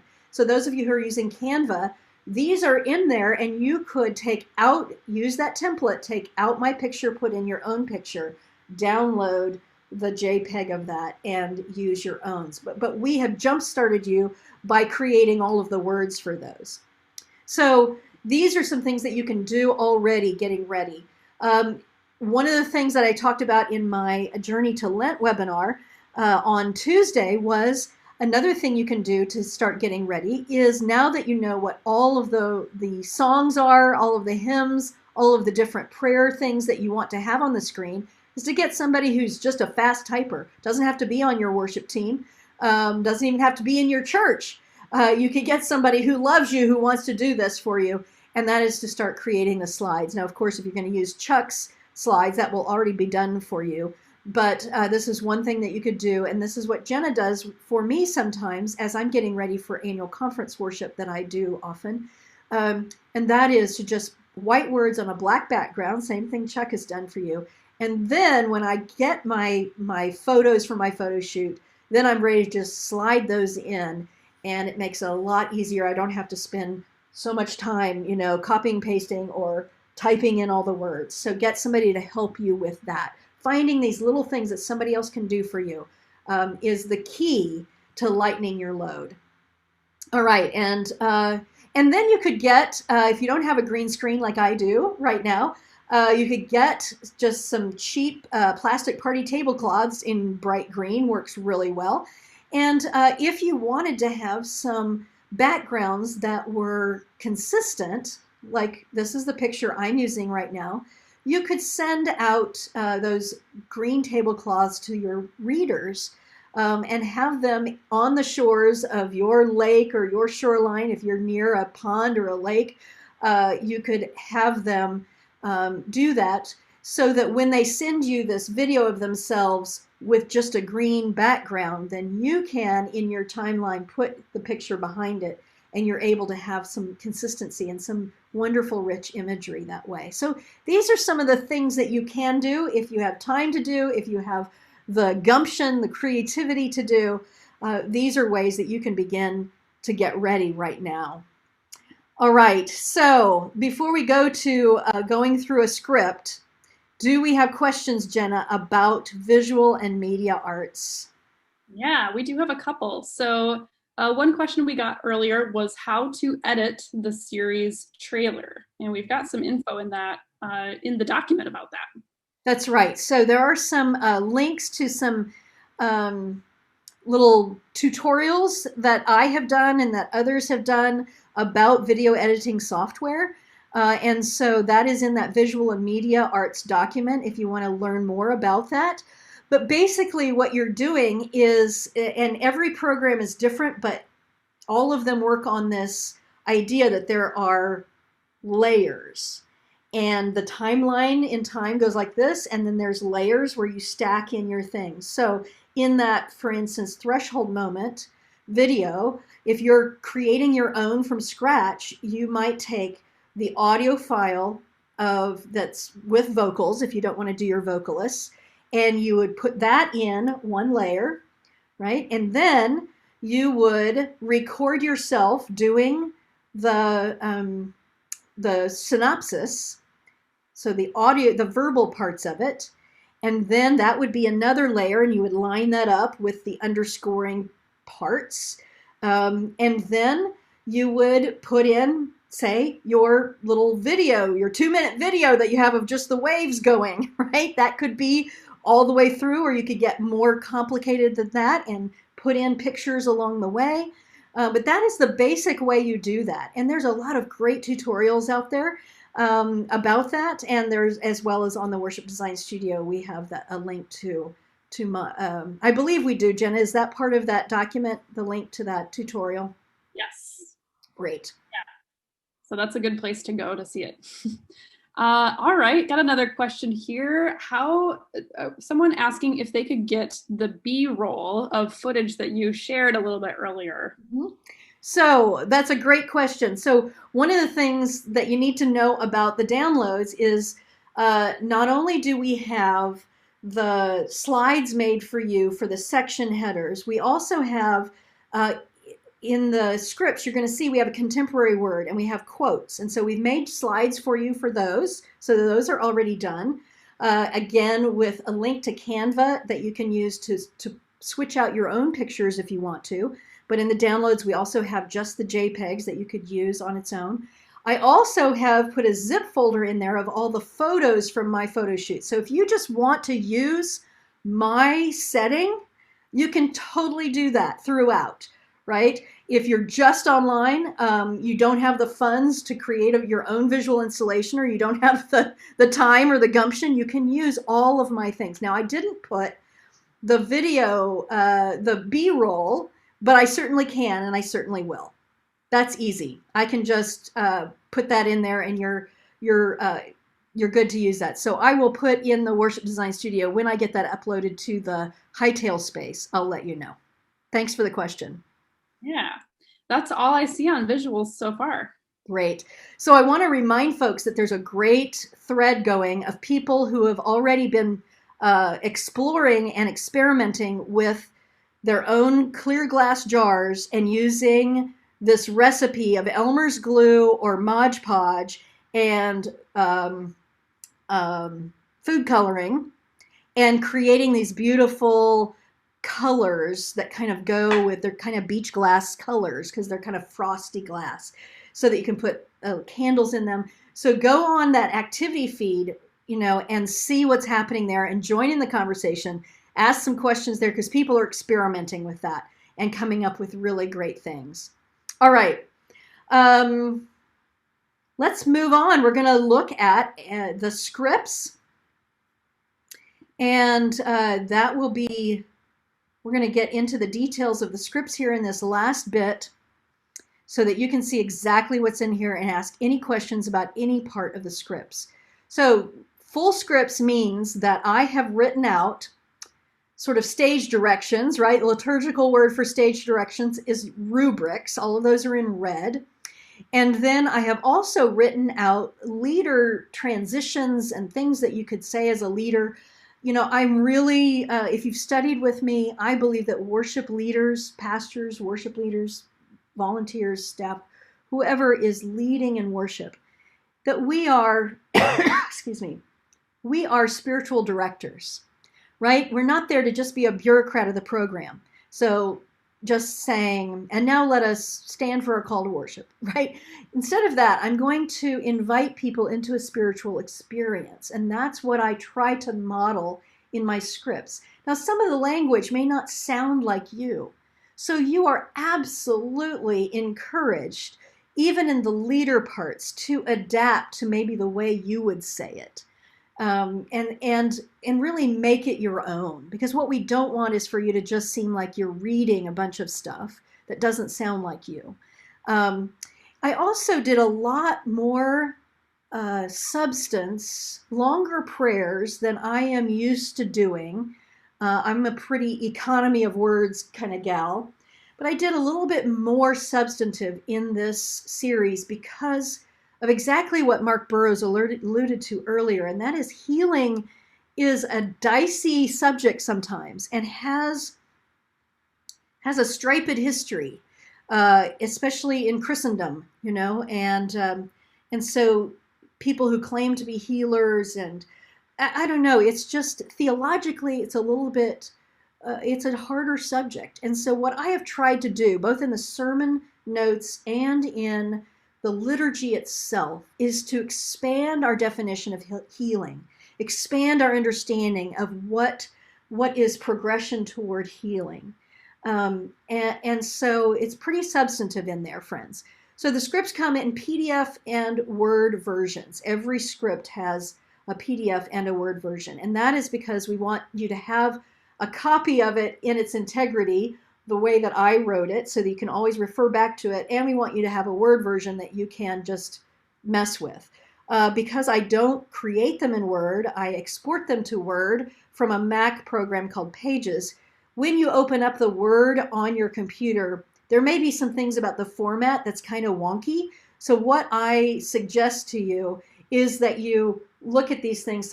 If the Word version is not making sense to you, like the little gather thing has moved to a different part of the of the Word document, use those PDFs as reference so that they will make sense to you. All right, so my suggestion is that you read the overview and the scriptures and synopses first before you dive into the scripts, because this will give you the basis, the theological scriptural basis of the entire series, so that when you do read through the scripts, you can really come from a sense of knowing how this relates to you and how it relates to your congregation. So my suggestion is to read through that first. The overview is kind of an overview of the order of worship and what I was thinking when I designed each part. That goes into great detail, and I'm not going to go into all that detail and regurgitate that here. But even if you haven't purchased the series, you can see the overview and the scripture and synopses at worshipdesignstudio.com/vessels. That's available to you. So you can go ahead and read that as you're deciding if this is right for you. So the other thing that I would do, maybe even before you read through the scripts themselves, my friends, is to look at the sermon fodder and to look at the small group materials. Because, as I said, it's all of a piece for me. The sermon fodder will help you get even further into the theme, the theology, the way we must expand our understanding of healing. It introduces you to the amazing book that helped me create the series and choose the scriptures, and that is this book called Healing in the Gospel of Matthew. And it's by Walter Wilson, and I'm still trying to get in touch with him. Before the season starts, I may be successful in getting an interview with him. I will let you know if I'm able to do that. But this is not a book that you would want to do for small groups. It's an academic book, but preachers, it's amazing. And so you might want to get a copy for yourself. We sort of summarize what he talks about in the sermon fodder. Our Worship Design Studio associate, Allie Utley, who is soon to be Reverend Doctor, helped me put that together. So that's going to be really helpful to get you, again, immersed in the whole subject. So reading that and then looking at the small group material, and I'll go more into that in a moment after we look at a script, but that will help you get sort of a bigger picture of what this could mean for your community. And also another thing that I would recommend that I started to do as I designed this series was to ask myself some questions about my own health goals. What do I need to during the season of Lent? What parts of my life are feeling broken? Where do I need to put my attention and my focus, my intention, as Mark said, my on purpose, my for purpose, and pull out some of those individual reflection pages and go ahead and do some of those for yourself, worship teams, preachers, and get in touch with what this spiritual theme is for you personally as you begin to work on this, because it will help you as you prepare for your congregation. So then schedule a time to go through all of it, making decisions, adapting, making your task list. If you were part of my Journey to Lent continuing education group that met for 3 sessions in the last 2 weeks, we talked about this, that one of the things we can do for our spiritual lives is to get our task list and our detail list happening so that we can actually get some time, make some time for our own spiritual journey. And I came up with a phrase, and it is, the depth is in the details. So when we care for the details, then we can get to our depth. So let's take a look at an example. We're going to go through week 2. Week 1 has verbiage in it that introduces a lot of things. So I am going to look at week 2 actually with you, and we're going to go through this so that you can see the order of worship and the decisions that you will want to be making as you go through these scripts. And for those of you who haven't purchased yet, this is your behind the scenes look at what the scripts actually look like. So week 2 is called Safekeeping, second Sunday in Lent. So those are those gather, and then here's our sections. Approach is the next one. That's before the prayer of confession and assurance. The next section is Believe, which we go into time for children and our scripture, our anthem, our sermon. Ask comes after that. We ask Jesus for healing, so that comes before prayers. And then we have Know, and this is the response, our ritual action. And we end with Respond, and a focus in this ending, the closing song and the commission. I focus on the words of the crowd. How did the crowd respond to Jesus in the healing story for the week? So those are the sections, and that's what I meant by we have created actual JPEGs of those sections and the descriptions of those sections that you could actually insert into your presentation, like your PowerPoint keynote Pro Presenter, or in your timeline, your video timeline, as you go along if you're doing pre-recorded. So those are the sections, and I did that rather than our fourfold pattern. The traditional one is gather, proclaim, respond, and send forth. And I did these little different sections because these are the sections that Walter Wilson, in his book about the healing narrative, said is the literary form of Matthew, the gospel writer. And so this is what we see in each one of these healing stories. And so we too ourselves are going to be in the story, following that format. So prelude, that is your discretion. Welcome and announcements, whatever you do to welcome people in, to let them know what's happening. And then this threshold. I mentioned before, that is the way that we get into the worship. And you'll see that this, every week after week one, has a much shorter, just we continue our Lenten Season of Recovery. And you would put that right with the beginning of Chuck's audio.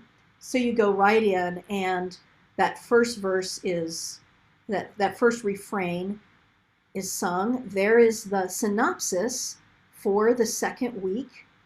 I have tested these synopses, and I tried to make them pretty much equal length for each one so that they fit in that audio underscore that Chuck has. And so you might have to practice it, practice the tempo a little bit if you're going to be putting that with the already done audio. Of course, if you're doing it with your musician live, then your musician will just be following and repeating as many times as it takes until it's time to sing again. And you can repeat as much as you want to after that. In the audio tracks, it's repeated twice. Then we go into the opening prayer of confession. And this is has a similar format, but it is specific to the theme of each one. So this one is community health, economic health. So let me just give you a little taste of what the prayer of confession is like. Let us acknowledge our need to restore, repair, renew our holy vessels, which include the communities of which we are a part. Now, the first week it would say, which include the holy vessels of our physical bodies, right? So each week it will sort of say, this is the kind of healing we're focusing on. God of all, you created us for each other. You set in us a yearning for companionship and an empathy that binds us together, protecting each other and delighting in one another. Yet too often we have broken down our relationships instead of building them up. We have been set against one another with the lie of scarcity.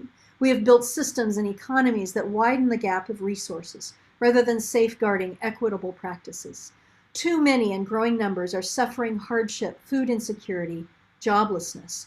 We cannot fathom the proportions of loss, and so we look away, sometimes even from the need in our own community. Now, those last two lines are the same in each one. We cannot fathom the proportions of loss, and so we look away.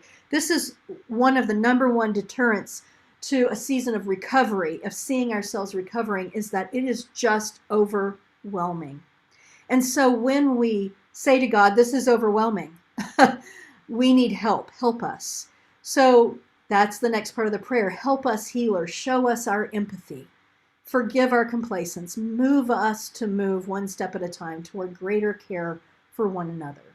In this silence, we sense and acknowledge our yearning for wholeness. And so then silence happens, and this is what we were talking about with Chuck earlier, where the audio portion, the audio file that he created that's a little bit slower, right? That kind of eases in. That's what you could use after this silence for the reprise of the theme song. And then there's the assurance. And of course, I'm just reading through these. You're going to have your own tempo. You're going to be either doing this live. If you're live streaming, you're going to be doing this, recording this, however you're doing this. Again, make this your own. Tweak this poetry in a way that will feel good to you if you need to. So one of the things about the assurance is, and I did this at the very beginning of our time together this morning, is I invited you to imagine that warm orb of light within you and it expanding beyond the boundaries of your body into your neighborhood, into your community. And that is the sort of a thread item, I call it, for the assurance every week. If this is something that feels weird to your community, feels too out of your lexicon of language, then you could simply say, know this: the love and security is meant for all people, no matter what. We are capable of sharing our light and not running out of enough. Christ's hospitality that broke through false boundaries points the way for you, for me, for all. Take a deep breath in to let this truth fill you, and breathe out with the relief of assurance. So you can adapt, is what I'm saying, is that one of the things, the task you will do first, before you make your task list for everything else, is to go through these scripts, take the word versions, and then change them. One of the things that I did in my time-saving webinar on Tuesday was to say, open up all the scripts at once. Go through it, make your decisions in the first one, taking out what you think. Then go one script at a time. So if you're going to take out, let's say, this piece about the visualization of the warm orb of light, if you're going to take that out, then do that all in one fell swoop. 1, 2, 3, 4, 5, 6. Take it out in all of them, rather than going one at a time. This is a really great time-saving way to do it. All right, you're going to go through the hymns. You're going to, in all of them, I have links so that you can listen, you can see the lyrics, you can decide, is this going to be something for our community? You can see here, this is the classic or traditional choice, and this is the contemporary choice, and I have each of those in every one. There's the Time for Children, that is that insertable video from Mark, or the script if you want to do it yourself. Then we go into the contemporary word. And these are those slides that I mentioned that are these quotes that I curated about the subject for each one of these. So they're different every week. You could use one of them and just have one slide. You could have somebody just speak it. Or you could use all of them and just have some music playing behind the slides, whatever you want to do. There's no power for change greater than a community discovering what it cares about. Right, so I just curated, and usually there's 5 or 6 of them from names that a lot of people might recognize. So the musical proclamation is the anthem, and again, you will be curating that. You'll be deciding how you want to do that. For some of you who are trying to make shorter time lengths that don't have choirs, you may decide not to do that part, and that's absolutely fine. You get to figure out what works for you. Here's the scripture reading and sermon, again, going to the sermon fodder document to help you prepare for that. Song of preparation, we talked about this already. You have this audio in your downloads. We did not give you the scores because we don't own the copyright for that. So that, again, you want to have that onelicense.net. But here is the link to get the scores. And this is a bookend, and we're only using the refrain from this song. This song has many verses. It's absolutely beautiful. And actually, in week 6, Palm Sunday, I have suggested that the anthem could be the entire song, because you will have lived with it as part of your prayer song, and then your community could discover the verses that are absolutely right on appropriate. So the prayers of the people, I have written that out for you. Again, they are about the topic of the day, and you can adapt that as necessary. But then at the end of that, we pray this day for, and then you insert, of course, your prayers for your community in the way that you want to do that, finishing with the prayer of Jesus in whatever format you like to do that. Now, after the prayer of Jesus, then you would do the culminating reprise of the prayer song. For communion, the communion liturgy Doesn't have any music associated with it. Sometimes I do that, but you could certainly weave in this make us holy, make us whole as part of the communion, because prayers of the people, this is where you would insert that communion whenever you're going to do it. Every week there is a ritual action for the week that has to do with the beach glass pieces.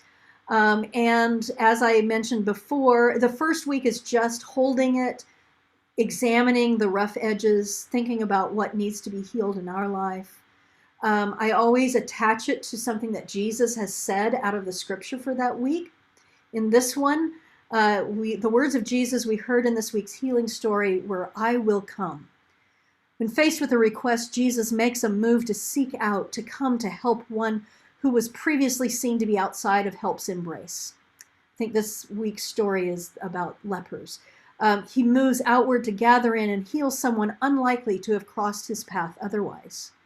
All are within God's circle of safekeeping. I invite you to take all your pieces of broken glass and put them in a bowl.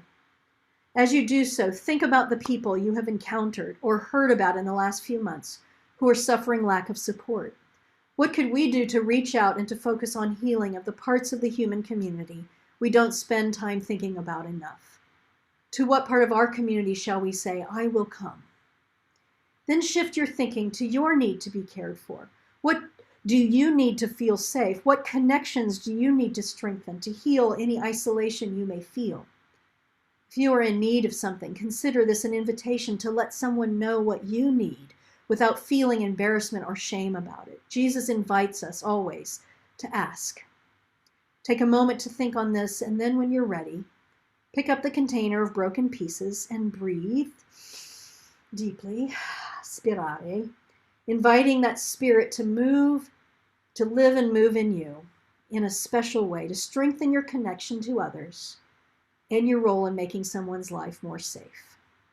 Keep the bowl in a place you can see it regularly this week, perhaps on your dining table. So every ritual action has this dialogue about the story, about what questions we can ask because of what Jesus says in this story. And it has this little simple ritual action and an invitation to put that object somewhere where we can encounter it during the week. Now, preachers, if you want to, here's something you could do. You could totally take this ritual action for the week that comes after the prayers and such. If you want to, you could transport that into the sermon, right? If you don't have beach glass out to people or shards, whatever you're using, and they don't have that with them to actually do, then you would just simply do it, whether it's in your sermon or whether it's here, no matter where it's placed in the order of worship. You can just simply do it, and not refer to, them having it right there, because I know that some people will not be able to afford to get beach glass out to everybody.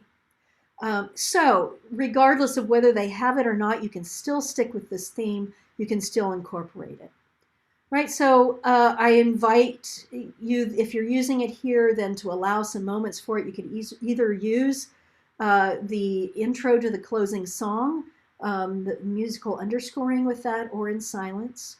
And then out of that, we have our closing song, again, a traditional choice and a contemporary choice, whatever works with your community. And then we have a commission.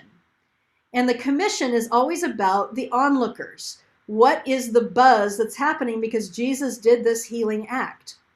And so the example from this one, Jesus' healing actions often get buzz from onlookers. In this week's story, we do not know how his followers reacted to his words, but we can assume that it was hard to hear for some.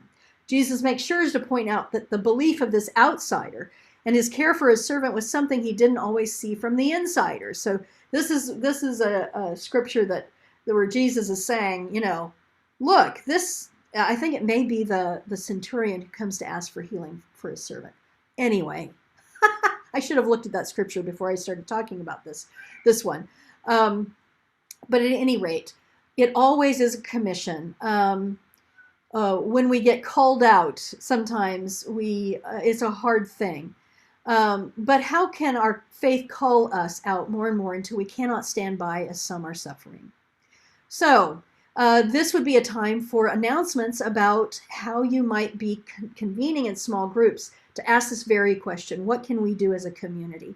In the trailer, you saw that I'm focusing on personal and communal. And so there's always questions about personal or communal.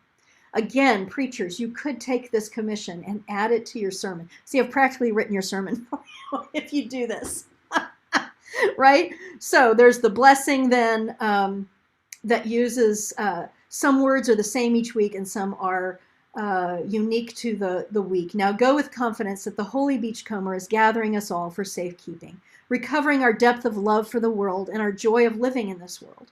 May the words of Jesus ring in your ears, I will come. So that changes every week depending on what the words of Jesus were from the story. And may the Spirit hover, move, and deliver salve to your soul and a spring in your step.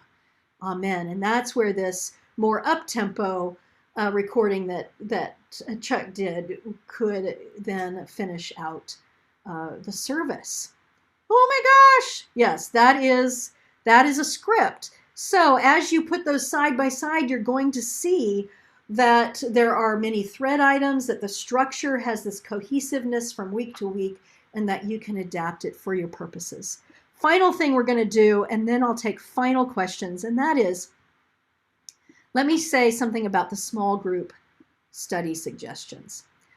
Sometimes in the Worship Design Studio for our series, it's based on a book. And so we have a natural book to use as a small group study, and the whole church does it. That is not true of this one. And there was no one book that looked at health that I could find that looked at health from all these different viewpoints. So what I'm suggesting, and you can read about this in detail here in the small group document, my suggestion is that you think about interest groups, gathering people together in interest groups. And now would be the time to sort of put out a survey and get some people together, depending on the kind of healing focus that they want to focus on during the season. One moment.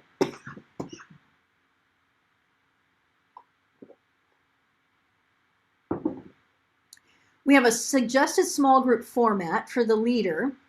And then I have also uploaded what you would send out to your folks. And this is no matter what book or resource out of our list that you choose. This is just a format, a general format that you could use. And it's an opening circle that uses the prayer for the week, then some time to share snippets. So it goes around and each person just reads a little snippet. There's no discussion yet, but just reads round robin style a little bit that touched them. Then some moments of quiet, some 3 to 5 minutes of quiet, and inviting people to journal. And on those pages that you can send out, there's a little place on the page where people can journal. And then discussion. There are some questions you can follow if you want to. What about the snippet that you shared got your attention? Or have you discovered something this week about being restored to health? What feels difficult right now? What feels hopeful right now? And what could this church do to become a health hub for our community? So you could use those questions, or you could just open it up for discussion. There's a closing prayer that comes from the service. So there's lots of different suggestions. Now, I have a page for each of the foci. So I have a page here for healing physically. So there are a couple of book suggestions. You might even have, instead of people, if you have people among you who are not really into reading books, you could actually get people together who would exercise, maybe walk together safely distanced, or do something like I'm doing right now, which is to get an app that you can do as a group, and it records your steps, and you can actually be on I'm walking the Camino de Santiago right now on an app, and every time I go out and walk, I put in how long I walked, and then it moves me along, and I can actually, this is so cool, I can actually see where I am. Through Google, a connection with Google, this app lets you see where you are on the Camino. So, totally cool. I already did the Ring of Kerry. There's all kinds of different things, places you can walk. But you can just do it much more simple than that, and that is an exercise. I know that one of our Worship Design Studio subscribers, Kelly O'Connell, has a online yoga group that gets together weekly. So there are many, use your imagination when it comes to the physical kind of thing. Now, every week I have an inspirational example for churches to consider. In the physical one, it is a focus on faith community nursing. Now, when I went to seminary, one of my classmates was a nurse, a registered nurse. She was going to seminary to become a parish nurse. And it's also called parish nursing. I think they've kind of shifted to faith community nursing as well. But look at this and see how you might support this kind of activity. You won't have to have registered nurses, but you could begin to think about how could we partner with some other nonprofits that focus on physical health and help in that way. So every one of these pages has an inspirational look, has possible study materials, right? Here's a documentary movie on the healing communities and healing economically that just came out on Amazon Prime Video, The Antidote. It could be that you do a movie night for that week. Here's inspirational examples for churches to consider about their space, about how it can become more of a community space. Beekeeping, community gardening, adaptive reuse of your sanctuary. So the point is that each one of these helps us to focus. Now, you might have people who are particularly interested, let's say, in mental health, either because they suffer from it or someone in their family does. And so you might get a group together who's going to look at just mental health through the entire Lent and focus on that, even though each Sunday is going in a different direction. They might spend their whole time looking at mental health. So they might read Finding Jesus in the Storm, or they might find one of the books on this Mind and Soul Foundation. I have to tell you that the UK has a lot more resources, I found, around mental health and churches than the US does. So I put some links here to that. And then some, again, inspirational examples of what churches are already doing.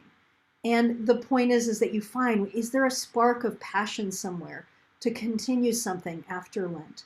Healing intellectually is about creativity, awakening the creative spirit. And the inspirational examples include tutoring, but also this amazing example of near where I live is a convent. And they have this retreat center and they have this community arts center. And so people can just come by. Now, this is a post-pandemic idea. So this is an example of the fact that many of these ideas will be for dreaming for in the future. But one of the good things about being in the midst of the pandemic would be that you could plan and have time to set in place and have something ready as we emerge and recover from pandemic. So healing the environment. This is a wonderful book, Climate Church, Climate World, How People of Faith Must Work for Change. So I am planning to do a whole series on environmental justice and faith communities. So many of these I was relishing in saying, okay, I'm going to dig deeper into this in a future series. But there are many things that people, if people want to consider. Now, here is one of the most awesome things I've ever seen in Kansas City, near where I grew up. And that is a nonprofit store called Scraps, KC. They have diverted 12 tons of material from the landfill by creating a place where, and it's also homeless renewal, because they take volunteers from those who don't have a place to live. Part of what they do in exchange for feeding and clothing and housing is to have them work in this place and create these kits, awesome kits that then they sell as things you can make out of scraps. Amazing, amazing, just simply amazing. Integrated health, and this is really about mind, body, spirit. If you're a neuroscience geek and you're really interested in how our faith is really affected by our physical practices, then there's some really good things about meditation, about mindfulness. Beautiful book by Amy Oden, right here, right now, about Christians and mindfulness. Contemplative ministry examples. Okay, friends, that's the whole idea behind the small group materials. I know this has been a lot. I knew it was going to take a couple of hours. So many of you have hung in with me. Thank you so much. For those of you who are on live and have hung in the whole time, I hope you got a lot done while you were watching. I'm sure you were doing other things, multitasking. But I will be creating a timeline in this so that those of you who are, wanting to go back, wanting to get some of your visual folks to just watch the visual part, or music folks to just watch the music part, you can do that easily and not have to watch the whole thing. Jenna, what questions are we left with at this point? All right, we've got a handful. So circling back to the scripts and the sermon fodder, in a workshop on online ministry, the suggestion was made that the threshold moment ought to be the first thing people hear or they will leave the meeting. And then insert the welcome and announcements. So what's your opinion about how to do that? So yeah, it depends on your community. And really you should follow the practices of your community. In another series called Listen that I did for Lent a few years ago, I encouraged people to do the announcements at the end for this very reason, that the theme itself about listening, we wanted people to come in and start right away centering. So it really depends on the habits of your community. Regardless, for online worship, live stream, where people are going to come in, get a little taste, see if they want to stay, leave, you're just not going to do 20 minutes of announcements. You don't want to do that in in-person worship either. My rule for announcements is the 3 most important things, and you're not going to give all the details. You're going to point people to where they can get the details. Right? So you're going to keep it brief anyway. Some people use slides as people are coming on to do the announcement. So you're going to do it the way that you want to do it. And if you find that you want to just start right away with worship, which many people are doing, and then they're putting a link in the chat to go and see announcements somewhere else, that's the way you can do it as well. All right. Does the scripture in the series relate to the lectionary? It does not. Sometimes I use lectionary, sometimes I do not. Honestly, I looked at the lectionary way back when I began to think about what I was going to do. It didn't speak to me. The collection of stories didn't speak to me in a way that I felt we needed to really focus on one aspect of Jesus' ministry and healing. And so that's why I went to healing narratives. And because Matthew is a gospel writer that really focuses a lot on the healing stories, and frankly, I discovered this book, Healing in the Gospel of Matthew, as I was considering scriptures, and I went, oh yeah, we're going to get some help with this. So let me use the scriptures from Matthew. So yeah, that's it is not connected to the Revised Common Lectionary or the Narrative Lectionary. Okay. We got a couple questions. What is going to be included for Holy Week, and what suggestions do you have for Easter Sunday? Okay, so let me start with Easter Sunday. Easter Sunday can be thought of either as the end of the Lenten cycle, so it would have elements of that theme before it, or it can be considered the beginning of the Easter season and be the introduction of the Easter season theme, or it can just stand on its own. So sometimes in my series, I have, when I really feel like we need the, Easter to be part of it, I create an Easter service. Although I usually just do suggestions because people have their own traditions. And so I just make suggestions about how the theme can sneak in.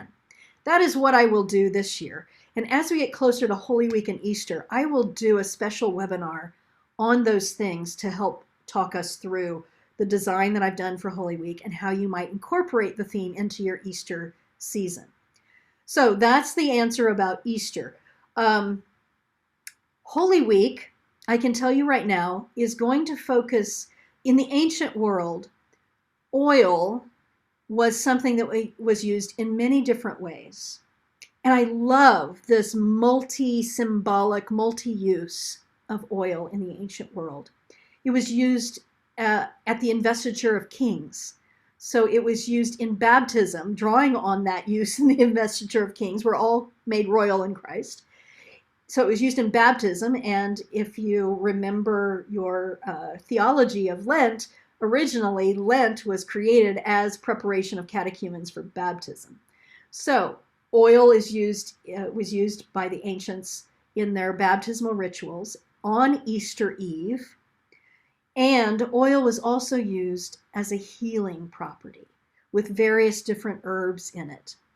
So oil will figure prominently in my Holy Week service. You can count on that because of all of these things.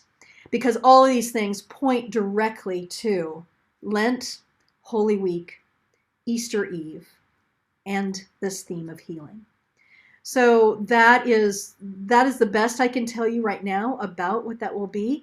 And generally what I do is I do one Holy Week service. You can use it on Maundy, Thursday, or Good Friday. It will have elements of both. And if you really want to have both Maundy, Thursday, and Good Friday, then you might extract some of those elements out and create two different services. I can also tell you that I have, last year when we, were thrust into online worship really close to Holy Week, I made some of my already videoed Stations of the Cross available for people, and I will do that again. So you could do my Holy Week service that goes with this series on Maundy, Thursday, and on Good Friday, you could play that Stations of the Cross. I also, this little tidbit, really fun thing, maybe you can think about doing it. Hold on. It looks like I'm drinking the ocean. I think I'm giddy after 2 hours.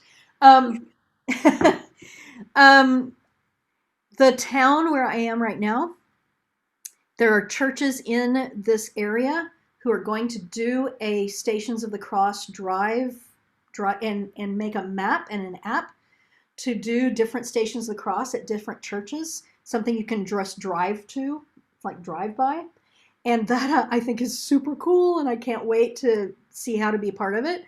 But I think that's an awesome idea. So I will probably be making those suggestions as well, kind of riffing off of whatever this area is going to do. I'll make those suggestions as well. So put that in your cap and think about it. All right. Jenna, anything else? We have a few miscellaneous questions about technology, how to adapt for different contexts. One person said, I'm trying to envision how to make this work in a hybrid worship situation where we do not have the ability to show video or screens in the sanctuary. So, friends, you can take these scripts and you can just simply use the liturgy the way you would normally use just somebody's liturgy that doesn't do sensory rich, right?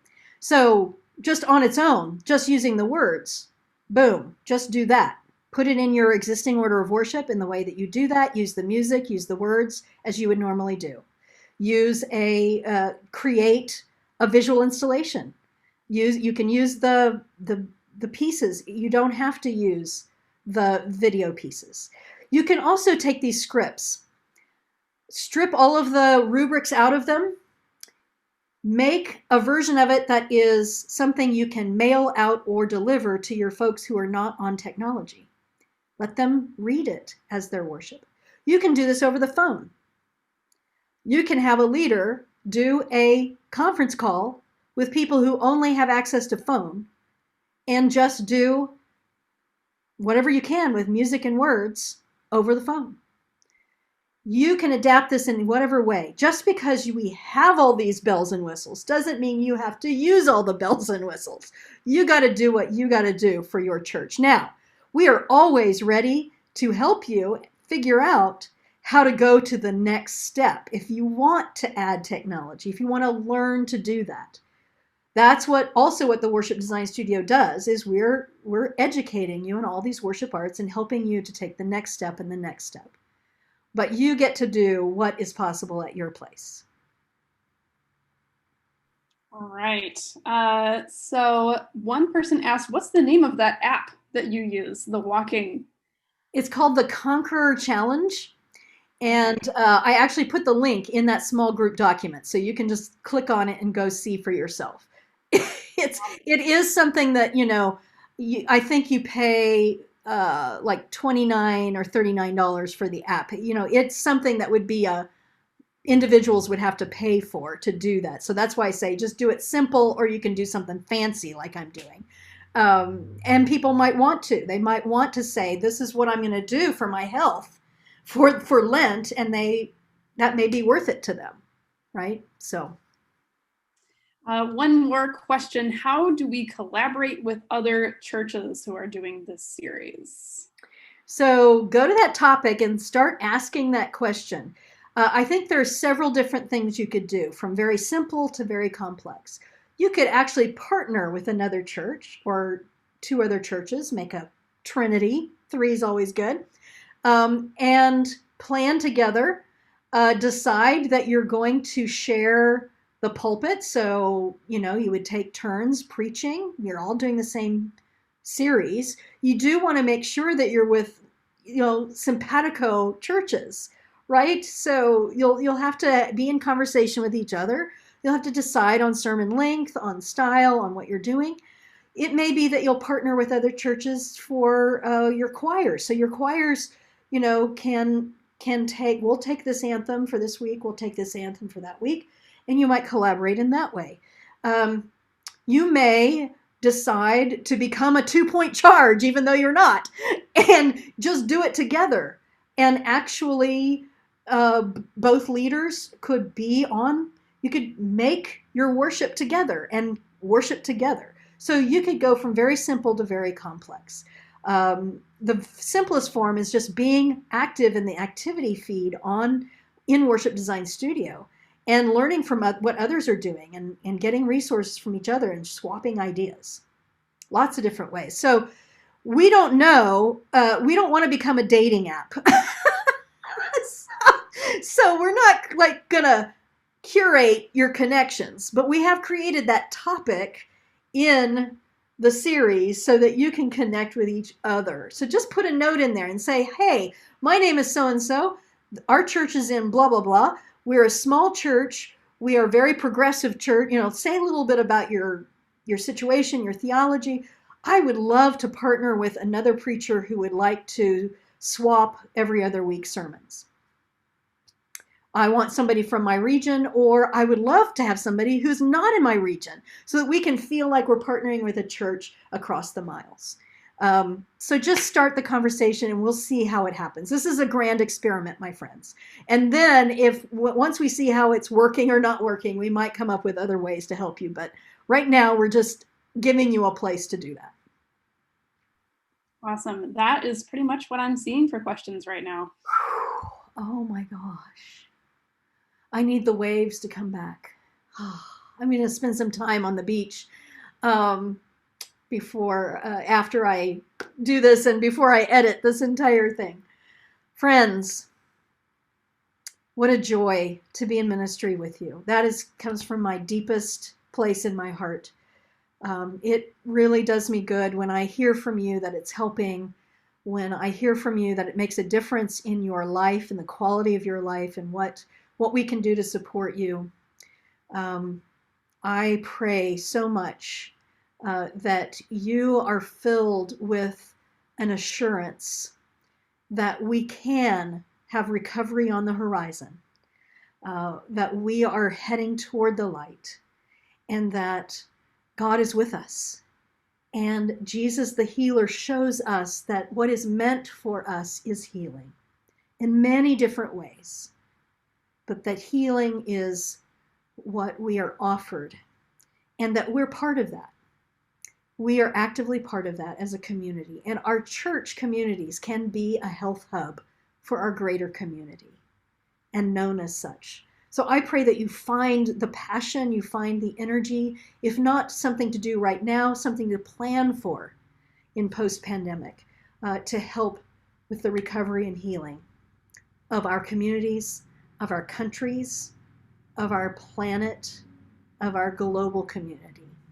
Thank you all so much for all you do. May you be blessed. Amen.